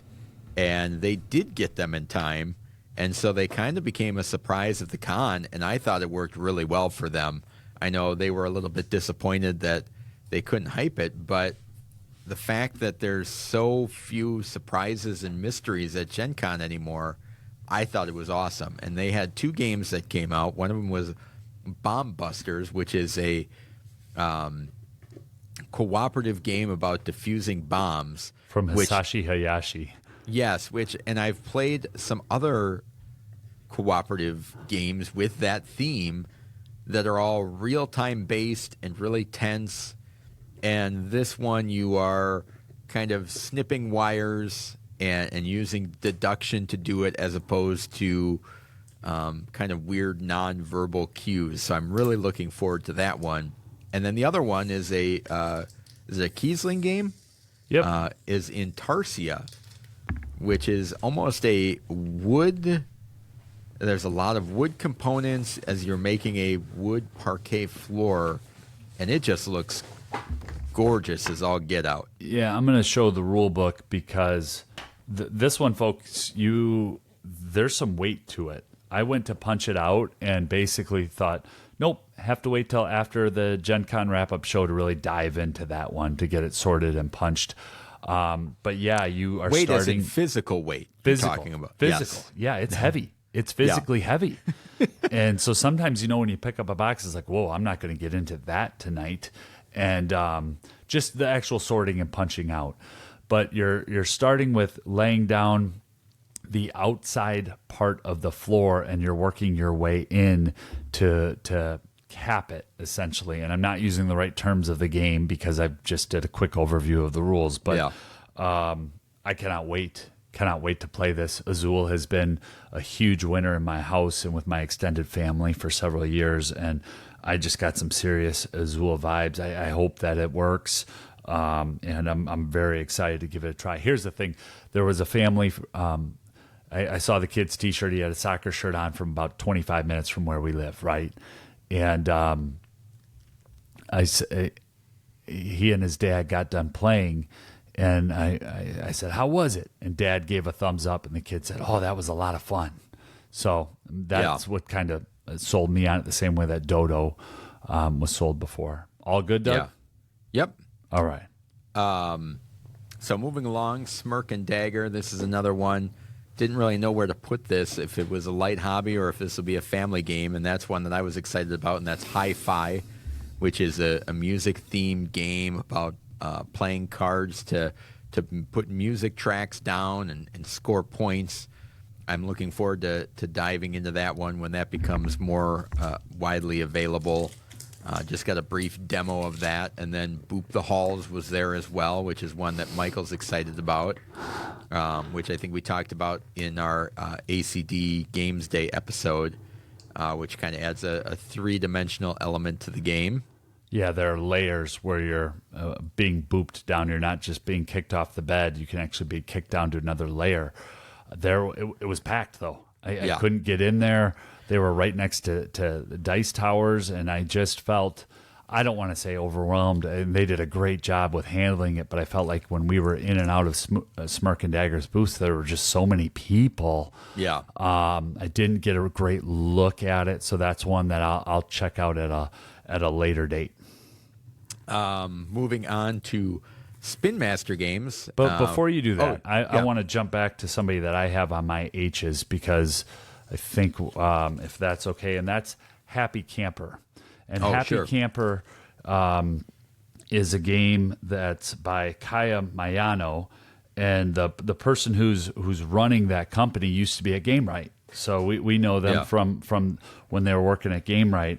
And I just unboxed it here, guys. Sorry, because we saw a demo, and I'm a sucker for card games after a demo. But you're getting these beautiful cards, and basically you can ask somebody what their highest or lowest card is, and you're trying to collect sets of 3. And if you get all 3 sevens, you automatically win the game. And there's a few more rules to that, but this was one that I'd had Trio on a want and trade list for a long time as an import. So I had this kind of on my short list going in, but I didn't want to hype it up too much because I didn't want to get Doug chuckling and being like, oh, you're ridiculous. How many more trick-taking set collection games does a person need? Well, man, the person that didn't he just sell the game with a demo? And I mean, we Jason did a really good Jason job. did a great job. Very excited. Yeah, and he was all geared up in his Trio outfit, and right away I said, "Here you go, $15, taking the copy home. Thank you." And I meant it like I was really glad to see that this game was imported and that it was available, and so. Basically, I'm taking it apart right now to get it into my quiver. So that's for me. Happy Camper is somebody that I'll be keeping an eye on. I wish Jason the best of luck, and brought in a really cool game. So, and here are the sevens that you can collect with their little gold shine. So Fancy. That's one. Yeah, we got Kabanga played recently and have been playing a lot of that. That was Game of the Week back in episode 179. My 8-year-old and 12-year-old actually bring the Roxley chips to Kabanga so you can spread them out and see who's the closest one to 18. Look, I don't have any chips. And I could see, Trio kind of having a similar Kabanga vibe with my own family. So just wanted to mention that one, Doug. Sorry, I know we got a lot of games. Nope, you're good. But, yep. All right, so Spin Master Games, they had their hot release, which was Comic Hunters, and that one is one that I was excited about going into it. Michael, I think, was a little bit lukewarm on it, not too sure what to expect. We sat down for a demo, and Michael was sold. Sold. So it came I'll up. say more about it later. Foreshadow. It came up in the Discord whether I got a copy of it, because people know that I've been waiting, inquiring about getting a Brazilian version of it, just to get one. I was so excited about that game for such a long time. I can say that I did get that game, except I got it before the convention at Barnes & Noble, because I was like, I'll just get it at the convention. And then I thought about it. I'm like, if I just swing up there right now, that's one less game I have to carry around the exhibit hall. Great thought. I'm driving over there. I tried to pick it up. Can't find it in the store. Sweet lady helps me look around. She says, maybe it's in the back. All right, we found it. It's buried in the back. Can you give us a half hour and we can dig it out? Okay, great. Go to a different store. Kind of bum it around. Get a phone call. They've got it. It's behind the counter. Pay for the game. Take it home. Get it out to show my wife. There is a giant box cutter right down the middle of the box. And I'm like, And I didn't want to drive. The Barnes & Noble is like way on the other side of Madison. And I'm thinking, it's about a 45-minute drive from Doug's house. Do I take care of this now or later? And I'm like, all right, I'll go to the other Barnes & Noble that's only 25 minutes away from my house and try to exchange it. Went through the whole thing again. It was still in the back in that Barnes & Noble. Long story short, finally got it, brought it to GenCon, so maybe Michael and I could play it. Never played it. Because we got the demo from Spin Master. Yeah. And we so- didn't play a ton of games other than that Saturday. Yeah. We were working. We were on the move. Sorry, go ahead. No, and it's just hard to get things to the table, especially in a convention setting where it's like, there are times where we looked around and you open up a rule book and it's like, it's too loud for me to even concentrate to try and get this figured out. And it's like, we can play it, but we're both going to be going, through the rule book line by line. So when you can get those demos, it just really makes a huge difference. Yeah. So that was a great game. Excited to get that one, Comic Hunters.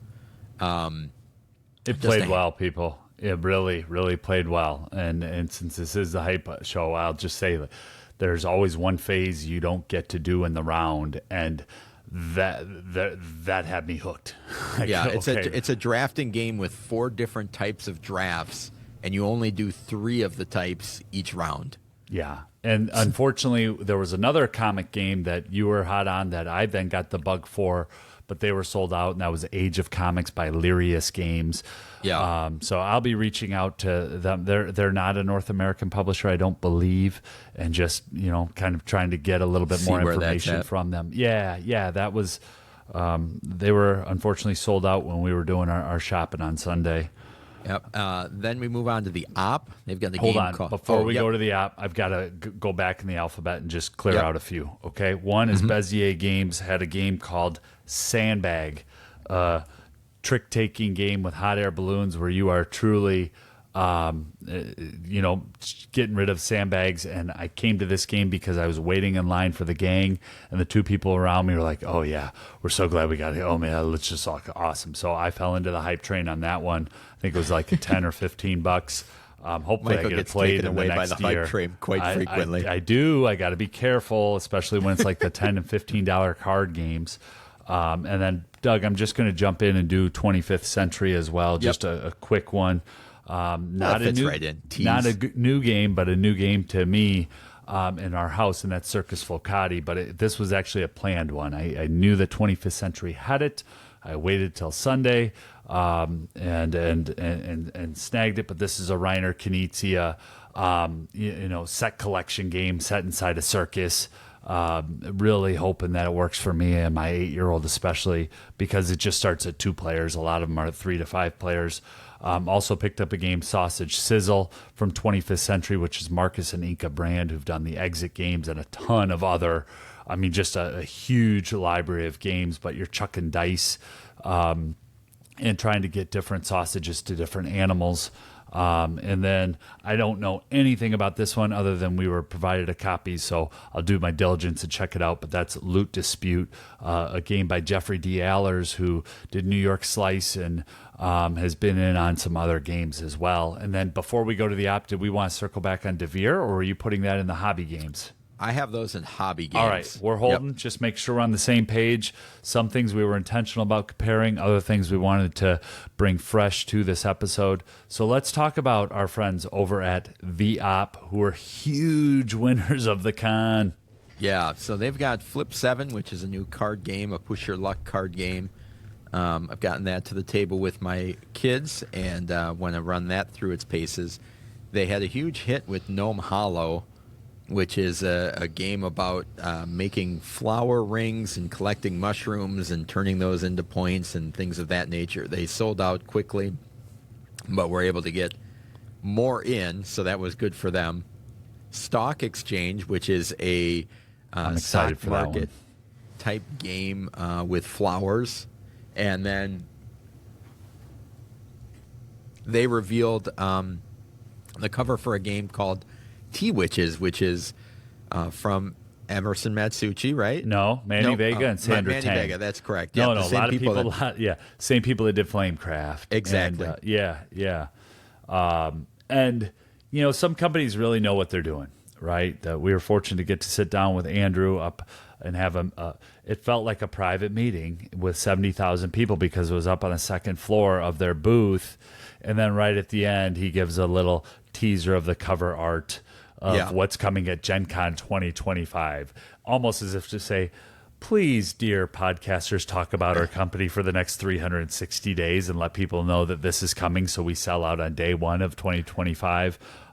So Which well I believe done, the he app. did with. We fell into that trap and we'll continue to probably fall into that more.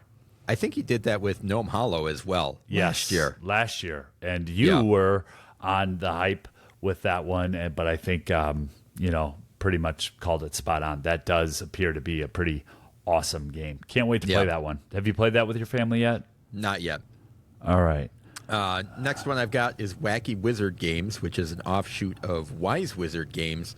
And if you go on our Discord, you can see Michael's amazing drawing of a happy astronaut. No, Doug, not a happy astronaut. It was not pregnant astronaut. No, pregnant?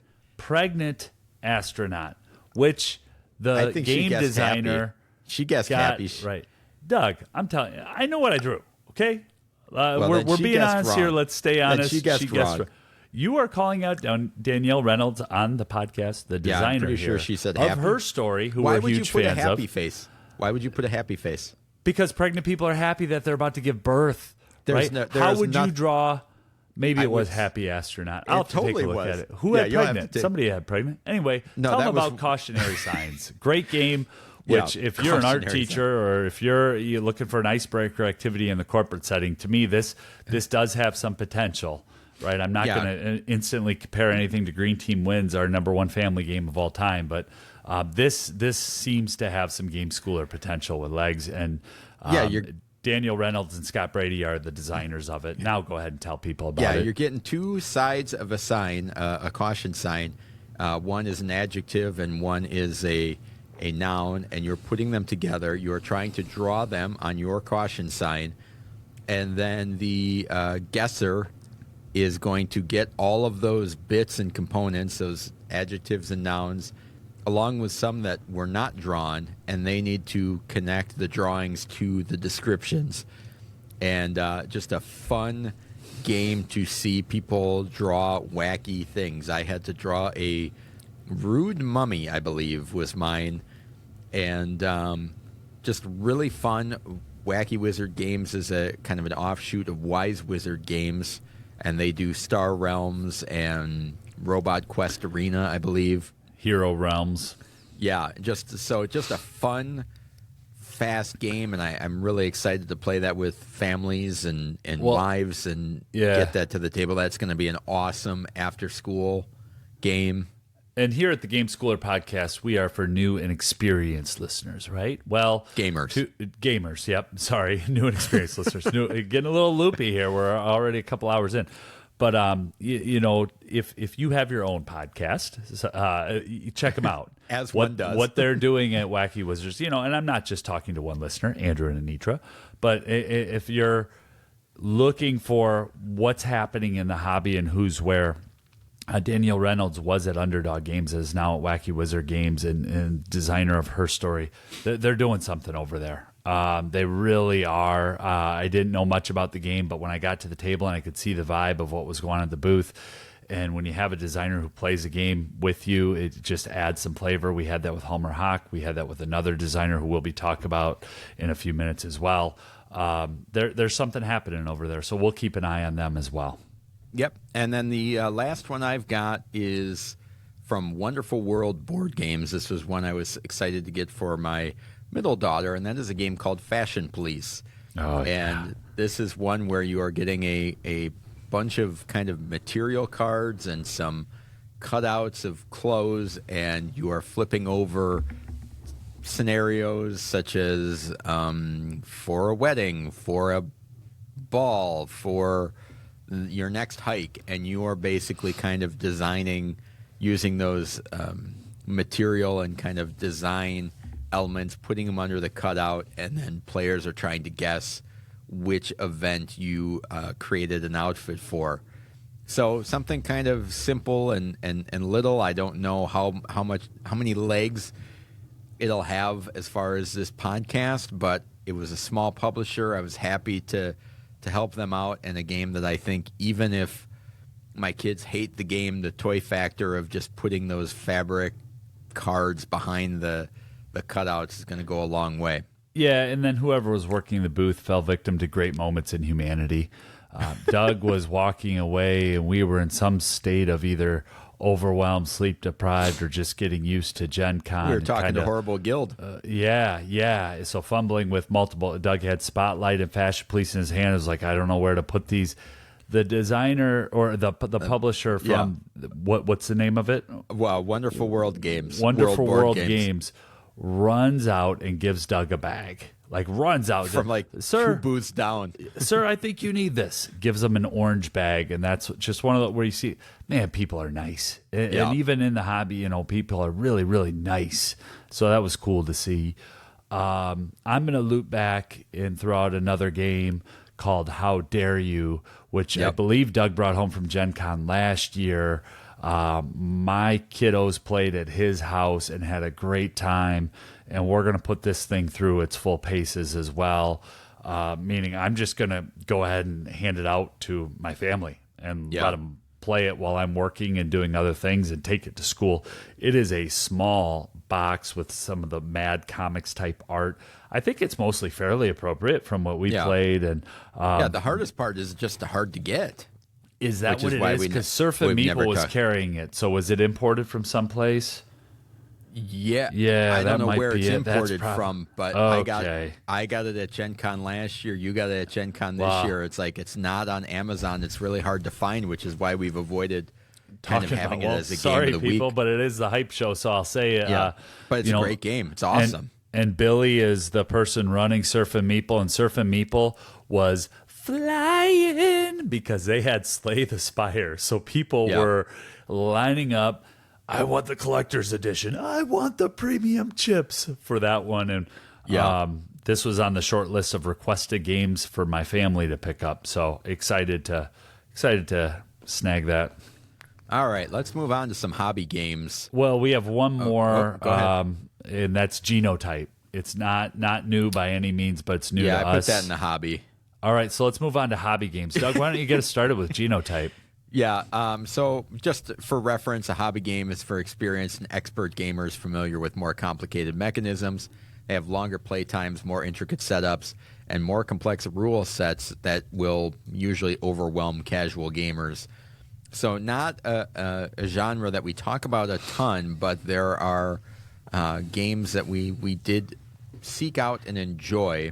One of those that we did pick up, not like Michael said, is Genotype, which is not a newer game, but certainly has a lot of game school and homeschooling implications that we thought, we should probably take a look at this one. There were excited to get that to the table. Enough games on that table that had been games of the week in the past.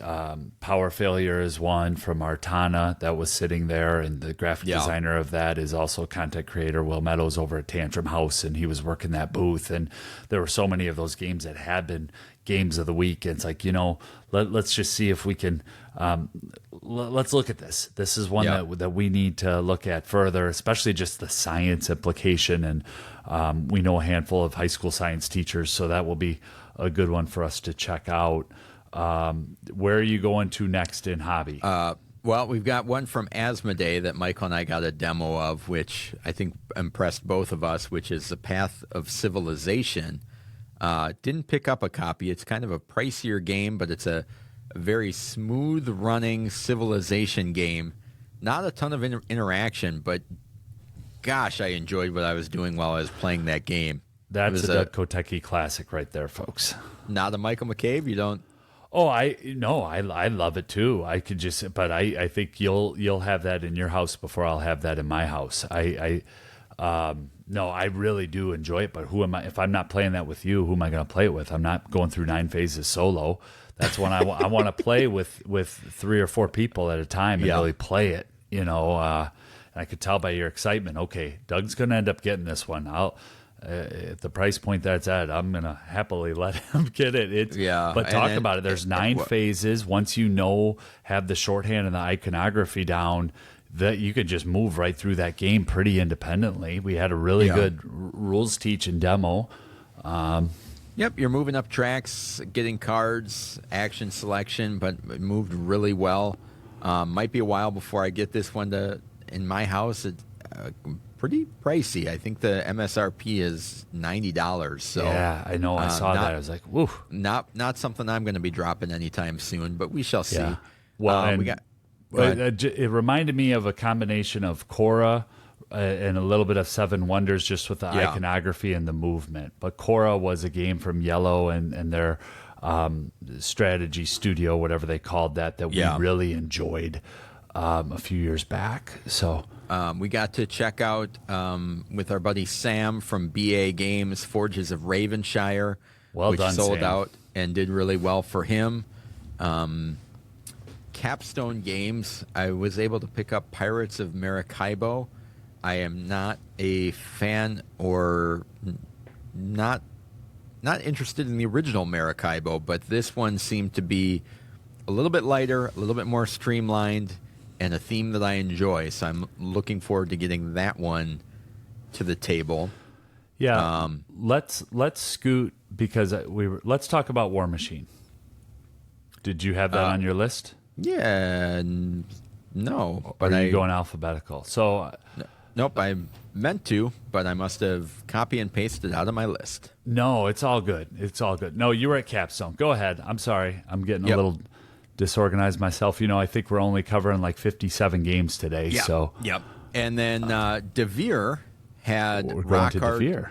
1977. That is alphabetical order after Capstone, right? Yeah. Go to DeVere.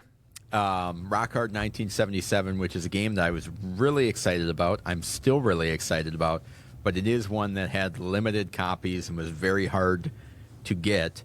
So I will have to wait to get that one. But it is essentially you are a musician in 1977 trying to make it from the bottom to rock star, and has a lot of cool artwork and thematic choices that I'm really excited to get that one to the table and try out. Yeah, Jackie Fox is the designer, and Jackie was all over the place all for the convention, and it was one of those things where we just weren't able to sync up. We were at a different meeting here or there, and they Thursday, I mean, if Doug wanted to pay full MSRP, he probably could have had it, Doug. Yeah. But even by middle of the day Friday, I didn't see many copies of that left. When we got there Thursday in the morning, it was already gone. The allotment was gone for the day when we got there Thursday afternoon. So yeah, and they were selling it at the booth. They were selling it in a room off to the side, and so very happy for DeVere. Yeah. I just want to mention one other game because we are actively reviewing it right now. Yep. And that is Cities, Phil Walker Harding and Stephen Finn. I actually have it set up on my table in the room next door. That's why I have an empty box here in the rules, because my wife wants to make sure that I'm not cheating. But that's a Phil Walker Harding, Steve Finn game that we've been looking at. And the reason why I'm putting it here in our GenCon hype show, it had a really good show as well. Yeah. That game was also not readily available. I don't know when it was in the convention, but at some point in time, I started to hear people say, "Oh, I wanted to get Cities. I wanted to get Cities." And when I was in line talking to people, and I wasn't, we're wearing our game schooler gear, so I was letting them know, well, I think that will be a game of the week coming up, but we're looking at it at different player counts, different ages right now, and so just really glad that Phil Walker Harding and Stephen Finn had a good convention with that as well, and wanted to mention that. Yeah. And then another one from Hachette, which I don't know too much about, so I can't really explain it very well, is Middle Ages, but the artwork looks delightful. Marc-Andre. From what I've seen, looks really cool, so I'm excited to get that one. Designer of Splendor did that. That thing flew off the shelves too, wasn't it? Yes, exactly. I saw Repost Production had Lord of the Rings Duel Middle Earth. Did you on see the table, that thing? which looks really cool. It's kind of a combination of some of the mechanisms of Seven Wonders Duel, and but then that with tug of war in the middle. Some extra stuff going on, so that looked cool. Surf and Meeple, I did have it on my list. It was just on the other page. Manhattan Project War Machine, which probably based on subject matter will never be a family game, but does not seem very complex rule-wise. We got a demo from the designer, John M. And- Gonzalez out of Austin, Texas. There's something going on in Austin with game design. We ran into a Something in the handful of water. designers and just being there last summer. Grail Games is the publisher of this. This is one that I looked at backing at one point in time.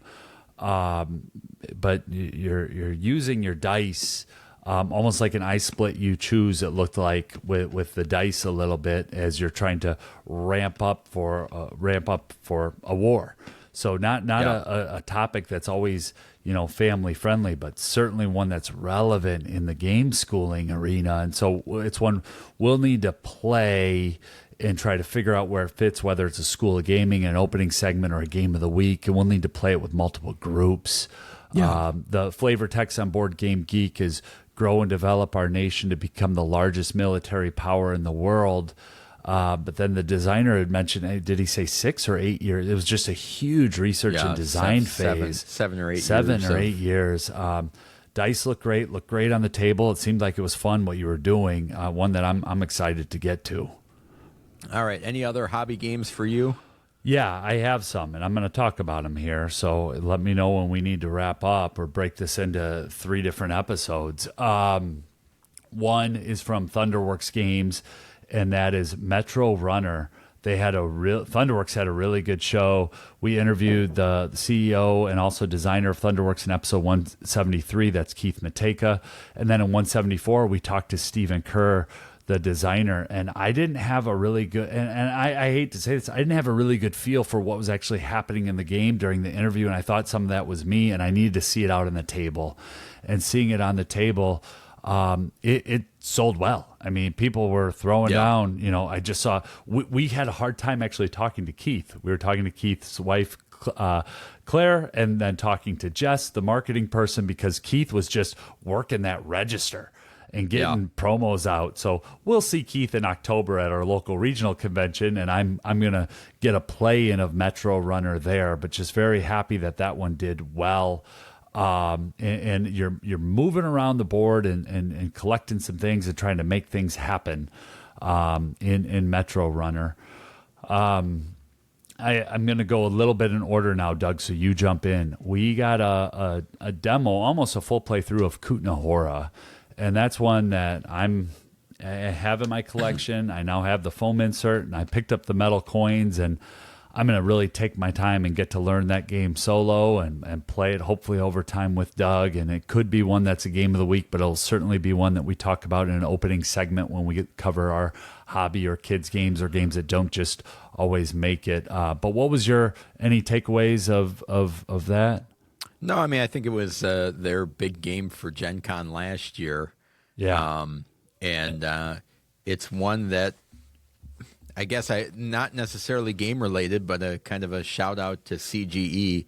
Their people do a really good job of demoing and teaching games. Fantastic. And kind of putting you in the world for such a complicated or more complex game really made it seem maybe more approachable than it should be. Yeah. So, kudos to them. They do a phenomenal job on that. I'm excited to get that one to the table. And they also do a nice job of incorporating different people into the demo. The other person we were playing with was from Los Angeles, had been at Gen Con 8, and we had a nice conversation. But when it came time to play, we were playing. And I really felt like I was able to ask my questions. I felt like the person across the table that we had never met before was able to ask their questions, and we got through the demo. And I'm fairly confident moving through that game now in a way that I wasn't before that demo. So yeah. And then also just, going from C, I have 2 more games that I'm going to really gush on. But I'm just briefly, we got to see Luthier on the table from Paverson Games.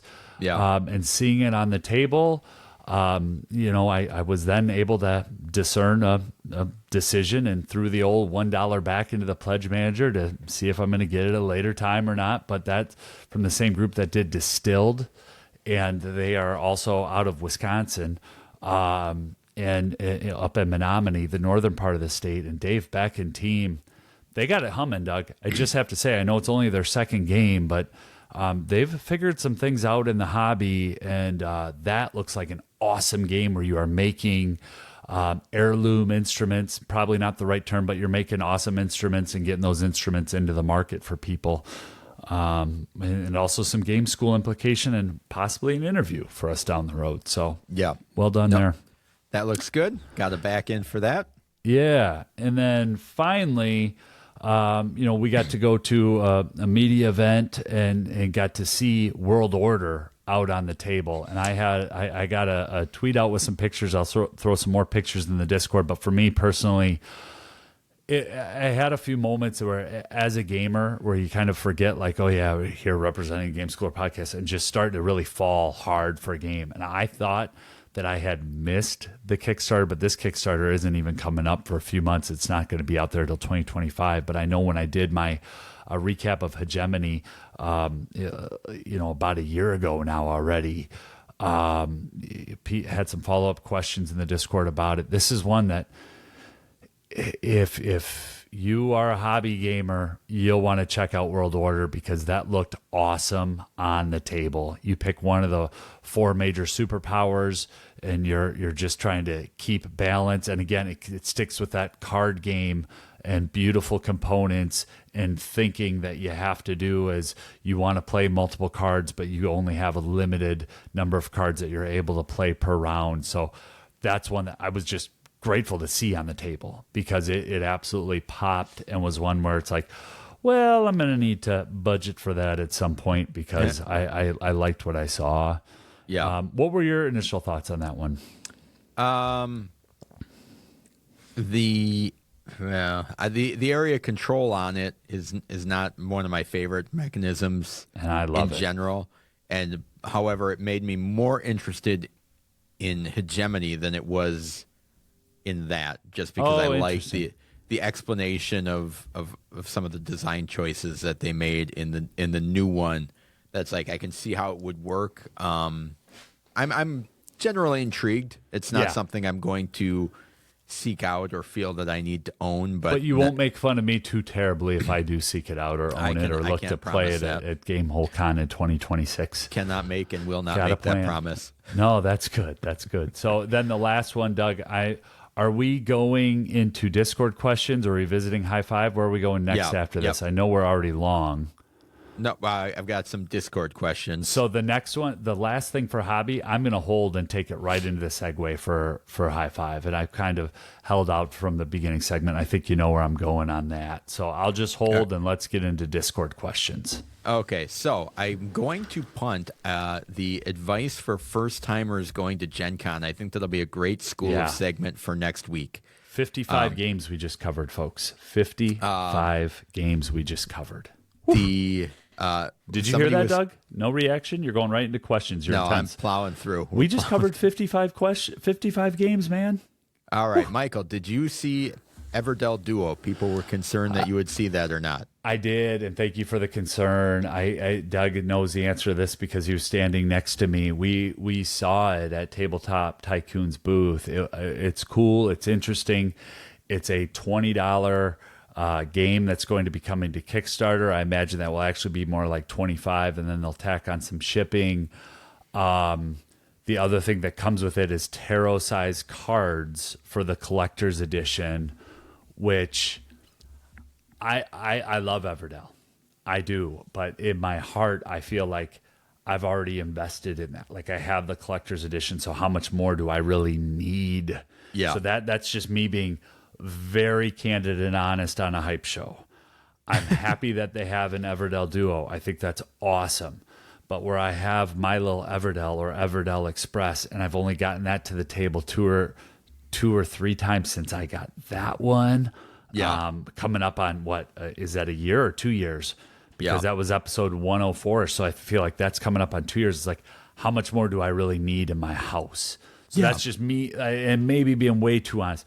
Looked like a really cool game with some cool mechanics, though, where your choice is either getting a card out or getting resources on your turn. So you have that back and forth as you're vying for some limited actions. But go ahead and jump in, because I might have completely butchered that and gotten all that wrong. No, it seems like depending on when you play out cards, whether it's a character or a building is going to be advancing a timer is what kind of keeps the flow of the game going. Looks pretty interesting. I kind of fall in the same camp with Michael that I don't need more Everdell, even though I think it's probably a really great entry point if you don't have all of the other stuff. Yeah, I think that's a great point, Doug. And I haven't gotten through all of the expansions yet. I keep meaning to come back to it. It's just as our podcast does grow and we continue to tell the stories of games and play new games, I love it. It sits right behind me.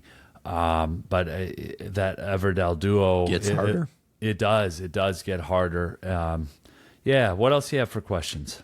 Somebody was interested in the value in Foundations of Metropolis and whether it was kind of worth it. And from what I've seen, I will say yes. I think that is going to be a great bridge for an awesome game. I think my concern has always been I really enjoy the game. I don't want to spend $200 to play that game. And I think the way that they handled it, I mentioned earlier, I think they did a really good job with it. And I think people are going to be really happy to get that to the table. I don't know if the buzz is worn off of the system as a whole just because of that. But as far as a value, I think it's going to be pretty good. And I don't think they cheaped out on anything. And it's a pretty solid production. Yeah, if you like Emerson Matsuuchi and if you like Century Spice Road or Gollum or any of those or other games that he's done, and if you like building out a little efficient grid and calling it a city and doing that competitively with people, I think you know the answer. Like if you're not along saying, oh yeah, I like that, then I think you're going to like Foundations of Metropolis. And to me, it almost had like a little cool, I want to say Zootopia, but in a human world vibe. Like some of the art, I just think they've done some smart things with that. So yeah, looks really good. We got a question about the difference between Foundations of Metropolis versus Cities and if they kind of scratch the same itch. And I don't think that they do. I don't think so. I think there is room for both of those games, but they are different enough. I don't necessarily know that you need to have both of them, but they are different games that, for me, feel very, very different. Yes. So we'll, as we talk about those games in the future, that'll get broken down more. But to just kind of address that issue, Biomass from North Star Games, I did not see. Didn't either. I think it was one that North Star was, I think, one that Michael said as we were leaving the convention hall on Sunday, oh, there's North Star Games. So after 4 days of being in there, we just walked by it, missed it, things like that. People asked if there was any wacky dexterity games and Tasso Banana. Didn't see anything outside of Nekojima. The hamster wheel one from 25th Century. There, what was that? We saw one. it in the hot games room. Hamster roll. I kept trying to nudge you towards it. Yeah. I was working for you, Doug. I was trying to get a review copy. I couldn't. Sorry. I just we need a few more zeros after our listeners and things like that. But that's one that I think we'll check out at either a convention or one of our friends will get it, or eventually one of us will procure it. But the people in the hot games room next to us were playing it and having a great time. So Wacky Dexterity, that hamster roll, seemed to be, there was a little bit of buzz, but I think that's because 25th Century does a great job as a company with generating buzz. But the game also looked kind of cool where it was time bound. Yeah. Yeah. All right. So revisiting our high fives from last week, I'm just going to run through mine quick, and then Michael, you go through yours. In number 5, I had Link City. That one's going to be hard because Cosmos really impressed me, but I don't know that I could put one game from Cosmos there, but it would probably be there, whether it was Noon Attack or The Gang. That's one of those that would have slotted into that spot. My number 4 was Little Alchemist. This probably would jump up to my number 2 after kind of getting the demo and seeing how that works. That was a really good call by you, Doug. I poo-pooed it last week, so apologies. My number 3 was Rock Hard 1977. It's still going to stay there. I'm still excited about it and happy to play. So kind of hard to say on that one. My number 2 was Foundations of Metropolis. I am still very excited about this. Probably would be my 4 or 5, just based on not really getting a chance to take it home and play with it and things like that. And my number 1 was Comic Hunters, and it is still Comic Hunters. So that is how my and the Bomb Busters and Intarsia from Pegasus Spiel left a big impression on me. Just kind of the unknown. Yeah. So that probably one of those would have jumped into the honorable mentions. So how about you, Michael? There's a lot of upheaval on your end. Oh man, complete list is completely just shredded. So I'm going to do my list a little bit differently. I'm going to go 1 through 5. I'm going to tell you where I was, and then I'm going to go 1 through 5 on this week's. And I think it will make sense because when I end with 5, I'm going to end and kind of tell a little story and go story time. Number 1 for me so this was my list going into GenCon, which anyone knows if I make a list, I'm going to hunt it down and try to cross it off. Number 1 was Invincible from Dire Wolf. I saw it on the table. I looked at other hero building games I have. It's not on my list. Number 2, Video Game Champion. Number 3, Mistwood, which is kind of a bigger Kickstarter one that was just delivering. You're a space whale, pick up and deliver. Looked cool. Was very interested to see it. Number 4 is Honeybuzz Fall Flavors. We did get a copy of that. We will be looking at it and putting it through its paces. We also know the person that designed the insert to it, so I want to make sure he's playing that game with us so we know if we're playing it right or wrong. And number 5 is Wrath of Fire Mountain, Eric Lang and Phil Walker Harding, which if I was making a top 10 list, the game would be in there. I loved it. I had a lot of fun. But here's my list from 1 to 5. All right, doing it backwards, but there's a reason for it. Number 1 for me so far early is The Gang. I go to a quarterly-ish card game in my neighborhood. And I've talked about it from time to time on the podcast. I'm going to take this game when I go. They're actually playing Saturday, so I don't know if I'm going to go Saturday. But next time I go, I'm taking this. I'm going to go a little early, and I'm going to play it with people who play poker. I mean, it's that, to me, it's that good right now. I need to play it and see if it stays there. I love the crew. I cannot get the crew to the table because trick-taking with silence does not work for me and my family and people that play trick-taking games. So The Gang, cooperative, where you can talk a little bit. Number 1 game, loved it. Like I said, demo candy. Number 2 is still Video Game Champion. I'm still very high on it. I'm happy. Maybe it's just because I had to pay full MSRP for it and feel like I got hustled on day 1 of the con, but I'm glad that I got it. Like when I read the rule book, I was like, oh, this thing works. I kind of like it. Number 3, Doug, I can't tell you what number 3 is, so I just have to show you because I can't pick one here. It's like which kid or which household animal do you like the most? Tangram City and Comic Hunters. Man, I'm really, really happy and excited to play those.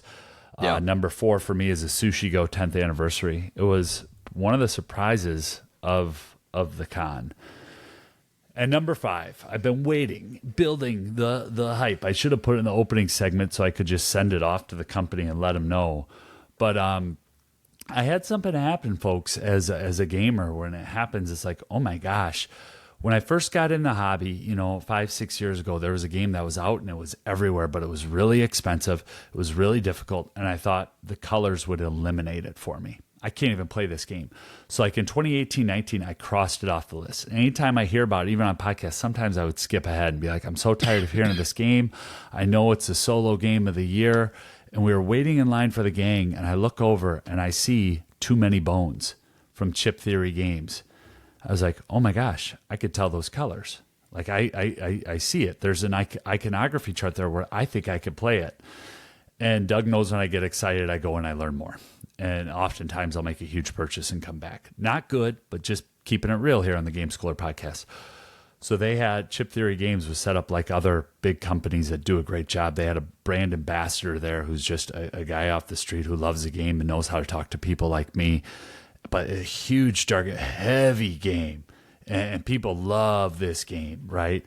And I went back once, I went back twice, and we were getting ready to leave the convention. And I was like, Doug, should I go talk to him? I'm feeling good about the games I got, and I got that little bit of encouragement. And when you get encouragement from a friend, it's a good thing. Some people would call it dangerous, but that good old fashioned American encouragement to go talk to them. So I went over, way too enthusiastic at 3:30 on the Sunday of GenCon, told them who I was, told them about the podcast, and I ended up, walking out with a 2-player expansion of it and a story to go with it and bring it home and tell them standalone expansion. Standalone expansion that you can play with 2 players. Telling my 14-year-old about Too Many Bones, and 14-year-old plays D&D, so she knows about it because it's RPG adjacent. Like, her community knows. And so, of all the games we have, that's the one that we're going to get to the table in our hobby space and play. I've been trying to push these games out. What do you want to play? What do you want to play? What do you want to play? And we just got through my father's work a few weeks ago, and now she's like, yeah, play. I want Too Many Bones. If you'll learn it, I'll play it with you. So, I mean, the solo gaming journey continues. The hobby gaming journey continues. I went through Dead Reckoning a few months back, was really excited. Went through Expeditions and had an okay play. Went through Vital Lacerda's Inventions. And now I had no idea, Doug, that I would be bringing home Too Many Bones from GenCon in an oversized bag with a pound of coffee, a dark roast, which my daughter will love, and we'll make a couple pour overs and get it to the table here before she goes back to school. That's what she said. That's like 3 weeks away. So now I know where some of my personal time and learning is going to be, but that's number 5 for me. And even if the game doesn't work for me because of colors, or if it's just too heavy, I'll get it traded and get it into somebody else's house so it does work. But when you see some of those lifestyle type games, you think, oh, that'll never work for me. Yeah. And really, really, that was cool. I had no idea that was going to be happening with GenCon, and just how cool the company was and how good they were explaining it. So thanks for letting me go on a rant here at the end of the pod. No, I'll take that opportunity to do my own. So we've got a lot of great games to talk about over the next several months, maybe over a year, depending on how this goes. We've got some exciting things planned. A trip like that is a great time for Michael and I to brainstorm and come up with new ideas and new things we want to try and try to accomplish and get things done. When new games come into the house, there's a constant culling, getting rid of great games now. It's no longer, oh, yeah, I backed that Kickstarter, game wasn't that great, but now both of us are getting to the point where it's like the games that are leaving our house because of space constraints are amazing games. Oh, yeah. And as far as, the kind of put an end cap on GenCon is what makes GenCon awesome. When I got home and I was telling my family, and that's a big deal, you're taking 4 days away from your family to participate in the hobby. And of course, with Michael and I, it's sometimes a little bit more than a hobby when you're running a podcast, and it sometimes feels like work and things like that. And my oldest daughter made a comment about, isn't it cool to see Dad so excited? Oh, and because I was just pumped, and after talking for 5 hours in a car about everything that we had done over the weekend, and still had more energy of what we did and the cool things that we did, and the idea of what's awesome about GenCon and being able to spend 4 days with your best friend talking about games, experiencing things together is pretty cool. And that part of the experience, and I think it gets lost when people talk about, especially reviewers, of, oh, it's hard work, and God, the crowds are terrible. And it's like, yeah, we had those experiences. We ran into idiots. We ran into people that smelled. We ran into, you name it. We experienced all of those things. But in the grand scheme of things, Michael alluded to the fact that we have the opportunity to do that and to appreciate it and how awesome that experience can be is something that I don't take for granted and really appreciate. Yeah, thanks, Doug. Thanks for saying that. And to everyone who makes it possible, the people in our Discord, you give us you give us what we need to keep this thing going. Your energy providers. My boss allows me to take 2 days off work, take vacation. My wife allows me to take 2 days of vacation that Thursday, Friday to go to GenCon and turn the out of office on my email. And really, I mean, our wives become single parents for 4 days in summertime so that we can go and do this. And like I said at the top end, we not only do we have content for the year, but there's a sense of there's research that went into this episode. And last night I had one of those moments where I kind of freaked out to the kids and the family. And my wife's like, "What are you doing?" And I'm like, "I'm trying to get ready for the podcast and I don't feel prepared for tomorrow." I had that moment of like the mini lesson's not ready. It's not ready. I need to do work here. And we feel a sense of an obligation to our audience. Yeah, and so thank you for that. That's not something that we take lightly, and I echo that, man. Thanks for being such a good friend, Doug, and for lining up the room, which shall remain nameless. I think we'll keep that hidden gem to ourselves. But we'd love to meet you at the Steer Inn next year, whoever's going. Dive into the rough. Yeah, we like to go to the Steer Inn. We can basically schedule that in for Friday night, right? Yeah. So meet up there. That'll be where we'll have our Game Schooler GenCon meetup. Yeah. Well, before we close out, if you're interested in hanging out with like-minded people and just an awesome community, head over to gameschooler.com/Discord. Just awesome folks there, and just a blast to check in there when we had some quiet times during the convention while we were waiting in line or got back to the hotel, things like that. Spread the word about the podcast if you enjoy what we're doing. That really helps us a lot. Subscribe to the podcast. Follow us on X at GameSchoolerU. And if you have any questions or comments, reach out to us. Email at gameschooler.com. Next week, I don't know what we're covering. We were slammed with Gen Con, and I'm sure we've got some work to do. We will come up with something. But thank you so much for spending the last 2 hours or so with us. We truly appreciate it. Get out there and keep gaming.